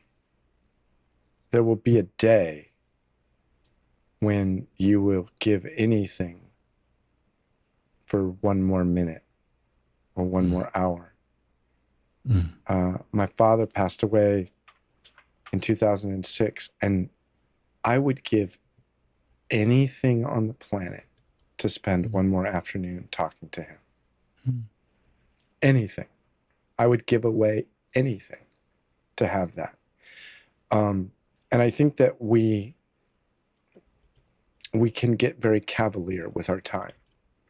And it's a I don't know that it's what you're looking for, but in terms of like being a temptation or just something that is that we make mistakes with. And I think one of the things I learned when my father passed away was to cherish the times that I had, both with my mother and also with my younger brother who was so sick. Yeah. And I know without a shadow of a doubt that the last time I saw John, I gave him a big hug and I told him I loved him. And one day when my mom decides to leave this planet, she always says, you know, I have two husbands waiting for me in heaven. They're probably having so much fun without me right now. But I know for a fact that the last time I see my mom, I will have kissed her and told her I loved her. And you have to cherish those times. It kills me. It bothers me so much. I remember when my dad passed away, I made a comment to somebody once. I said, because they were sitting around at lunch and they were like, yeah, my parents and blah, blah. I was like, you know, you might want to check yourself. You might want to be a little more respectful of your parents. And I said to them, I'd give anything to have one more day with my dad. And they just looked at me. She goes, not everybody feels the same way about their parents as you. I was like, well, that's tragic. These people changed your diapers. Your mother carried you for 9 months. You could be a little bit more respectful. Like, come on. You know, I don't understand. I don't get it. I love that. I think that the temptation is actually to consume, like we were saying, right? To sit back and to be passive, to sit on the couch and waste time. That time just disappears. I guess that's the cavalier nature of it, that it can just be whatever. I heard just recently about the $1 million morning. Is a concept where it's like, how would you feel if I gave you $1 million? Would that be good? Is that something that you want? I mean, generally, people would be like, yeah, that would make a difference in my life now if I gave you $1 million. Like, yeah. Okay, so what if I said that you are not going to wake up tomorrow? Do you still want the $1 million? Well, no. Clearly, I don't. I want to wake up tomorrow morning. That may change as you get older. Maybe. I'll be honest with you. Yeah, sure. Like, if you told me, I'll give you $1 million, and don't play this to Trish.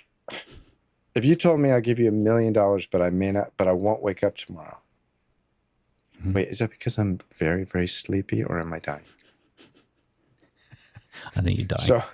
So you're dying. I may conscientiously say that'll set up that will help take care of my family when I'm gone. When my father passed away, my mother called their family lawyer, and she said, Cameron, Tom died yesterday. What do I need to do? And she said, oh, Terry, I'm so sorry. There's 5 pieces of paper you're going to need. I need you to find this. I need you to find this. I need you to find this, this, and this. She's like, okay. And my mom went into, my dad had a little office in their home. And my mom went and she sat at my dad's desk and she pulled out this drawer and she went through everything. No, it's not there. There's a drawer over here. Open that. No. Oh, there's a filing cabinet over there. So she stands up and it's a little cluttered. She's stepping over some boxes and stuff. She gets over there. She goes through the filing cabinet, drawers. It's got to be at the desk.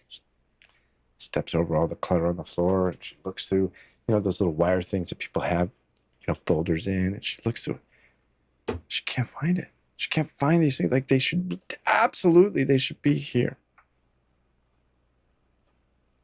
What's this box on the floor? She picks it up. She puts it on the desk. It's a document box. She lifts the lid off. The first 5 pieces of paper inside the document box are the 5 pieces of paper that Cameron said she needed to find. My dad absolutely knew he was dying. And he was taking care of my mother from the grave.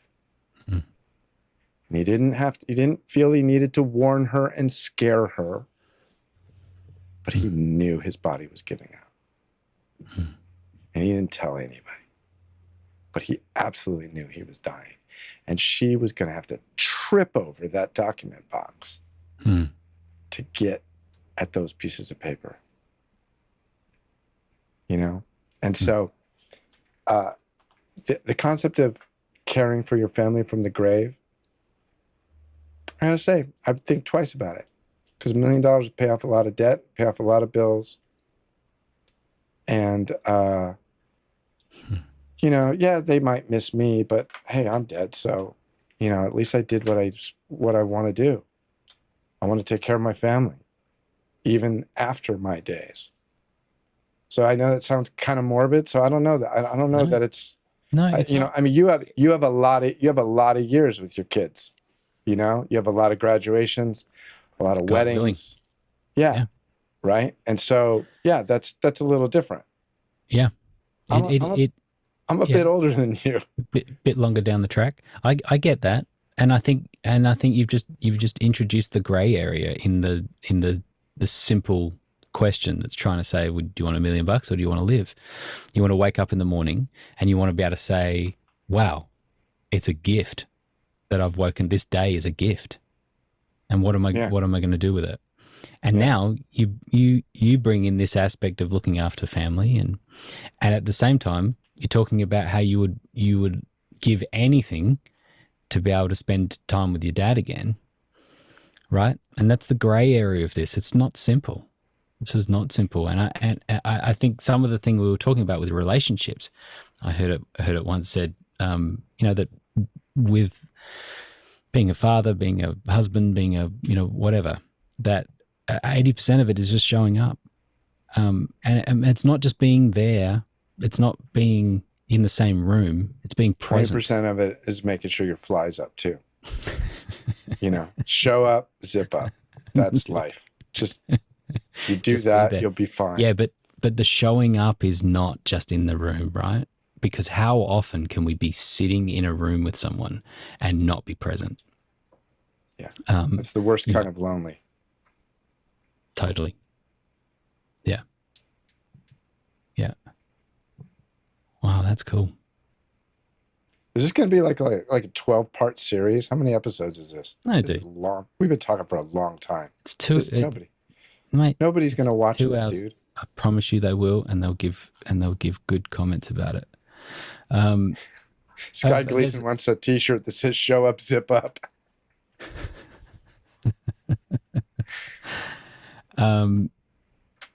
So there's a couple of questions.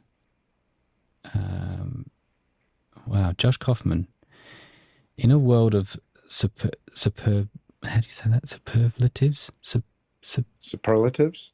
Thank you. I'm tripping up on the extra P. And precedence. Might I have the honor of the first question on your podcast?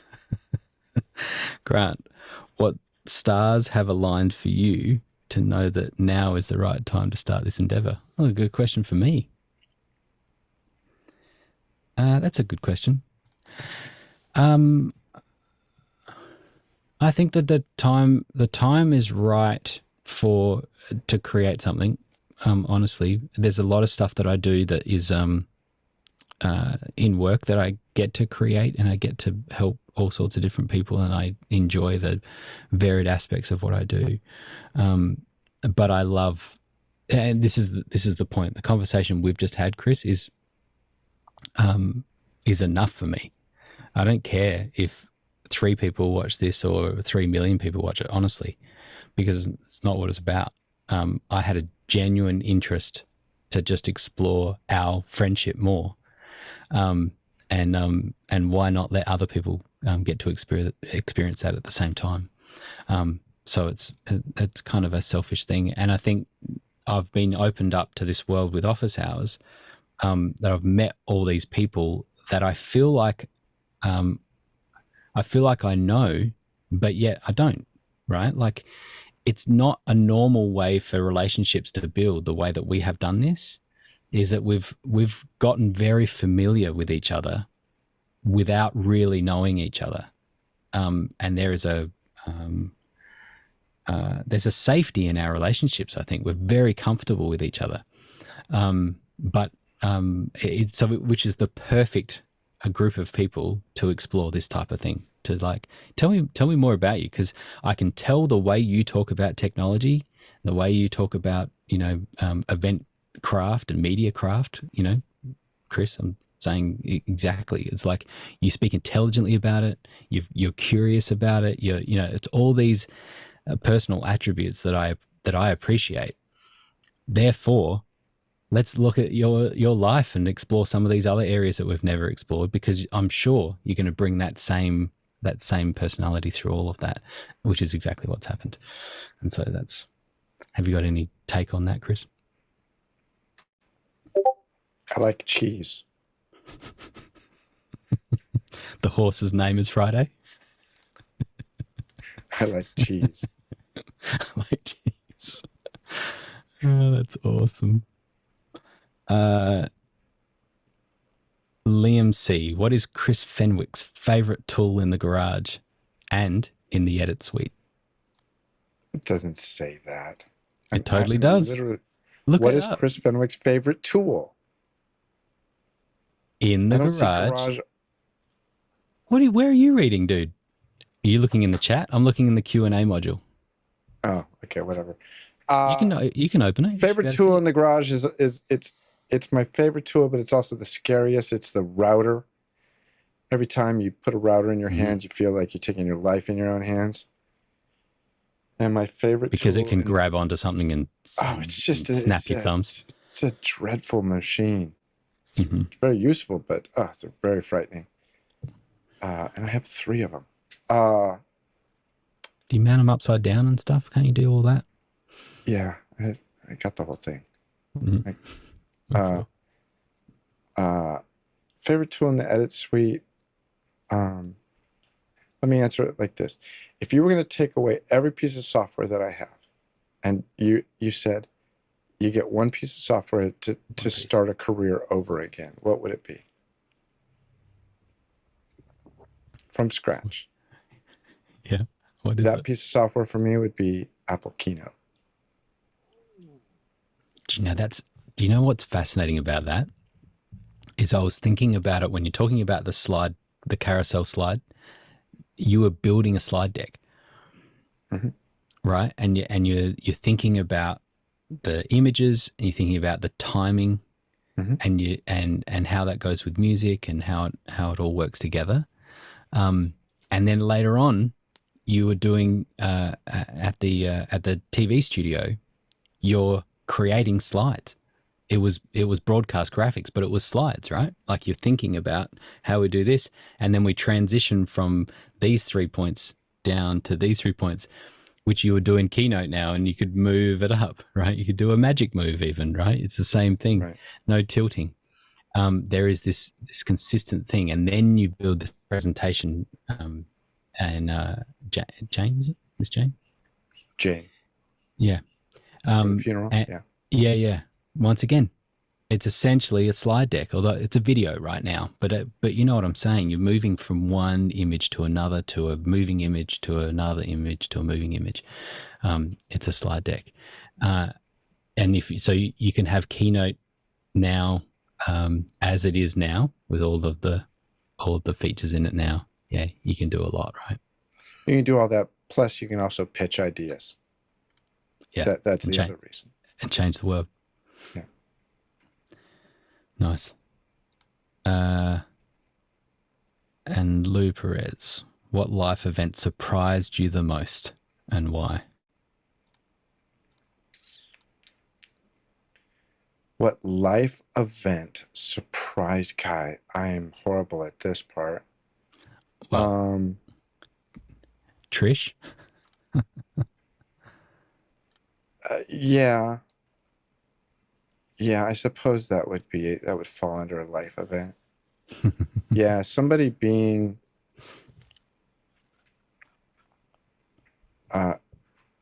as interested in me as she is, or at least pretends to be. No,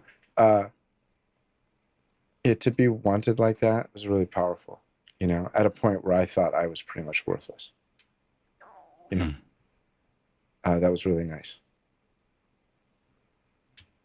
I don't know. I don't think that's a good answer, but it's a great answer. Okay. It's a great answer. You're not going to say it was when I bought my first Mac Pro. Well, no, I mean, I think a lot of people would say, oh, the birth of my son. Well, I've never had a child.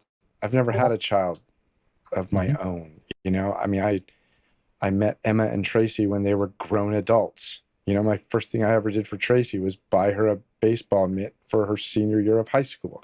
You know, I mean, so like, I wasn't there for her birth. You know, Right, right. so yeah, I think those would be better things. But this is somebody who was without family until my mid-50s. Hmm. That's a lot of being, you know, alone, single, familyless. Hmm. Yeah, which is Next question. no. It's amazing, and this is the thing you talk about, the length of our conversation. Is that, you know, we're 2 hours in. I'm not suggesting we're going a whole bunch longer, but just that there's not many, there's not even many times that you get to sit with someone for a couple of hours, you know, and just chat about life and stuff. You know, What like it I think happens what's less and less interesting, now. I think what's interesting, and I learned, and I picked this up when about a month ago, Tlaloc was in town, and I drove over the bay, and I met up with him exactly like we hope to do. And I think that it was very interesting because we sat down and like in a very abbreviated amount of time, we got into like these really deep conversations. It was fascinating. Yeah. You know, and I think a lot of it has to do with the way, you know, we have all met, you know, all these people from office hours. Mm-hmm. We've gotten through the preamble, you know. Totally. Yeah, there's a tree that I found out about recently. It's not far. I haven't seen it. I want to go and see it. It's not far from my house. It's an old eucalyptus tree, and it's the tree itself is said to be over 400 years old. Huge, amazing tree. But what they've discovered is that the root system for this tree is 2,500 years old. And it's like the iceberg, right? The tip of the iceberg. But here we have these amazing trees, and I think what I find is the relationships that we are building from out of office hours, in and out of office hours, are like the 400-year-old tree. And as we get together, and as we meet more in online, offline, whatever it is, we start discovering the 2,500-year-old root system. And it's a great discovery, and it's my hope for this podcast. It's been an absolute privilege having you as episode 1, the first guest. Thank you for not just being available, but for showing up, Chris. I really appreciate it. This was fun. Thanks for having me. A lot of fun.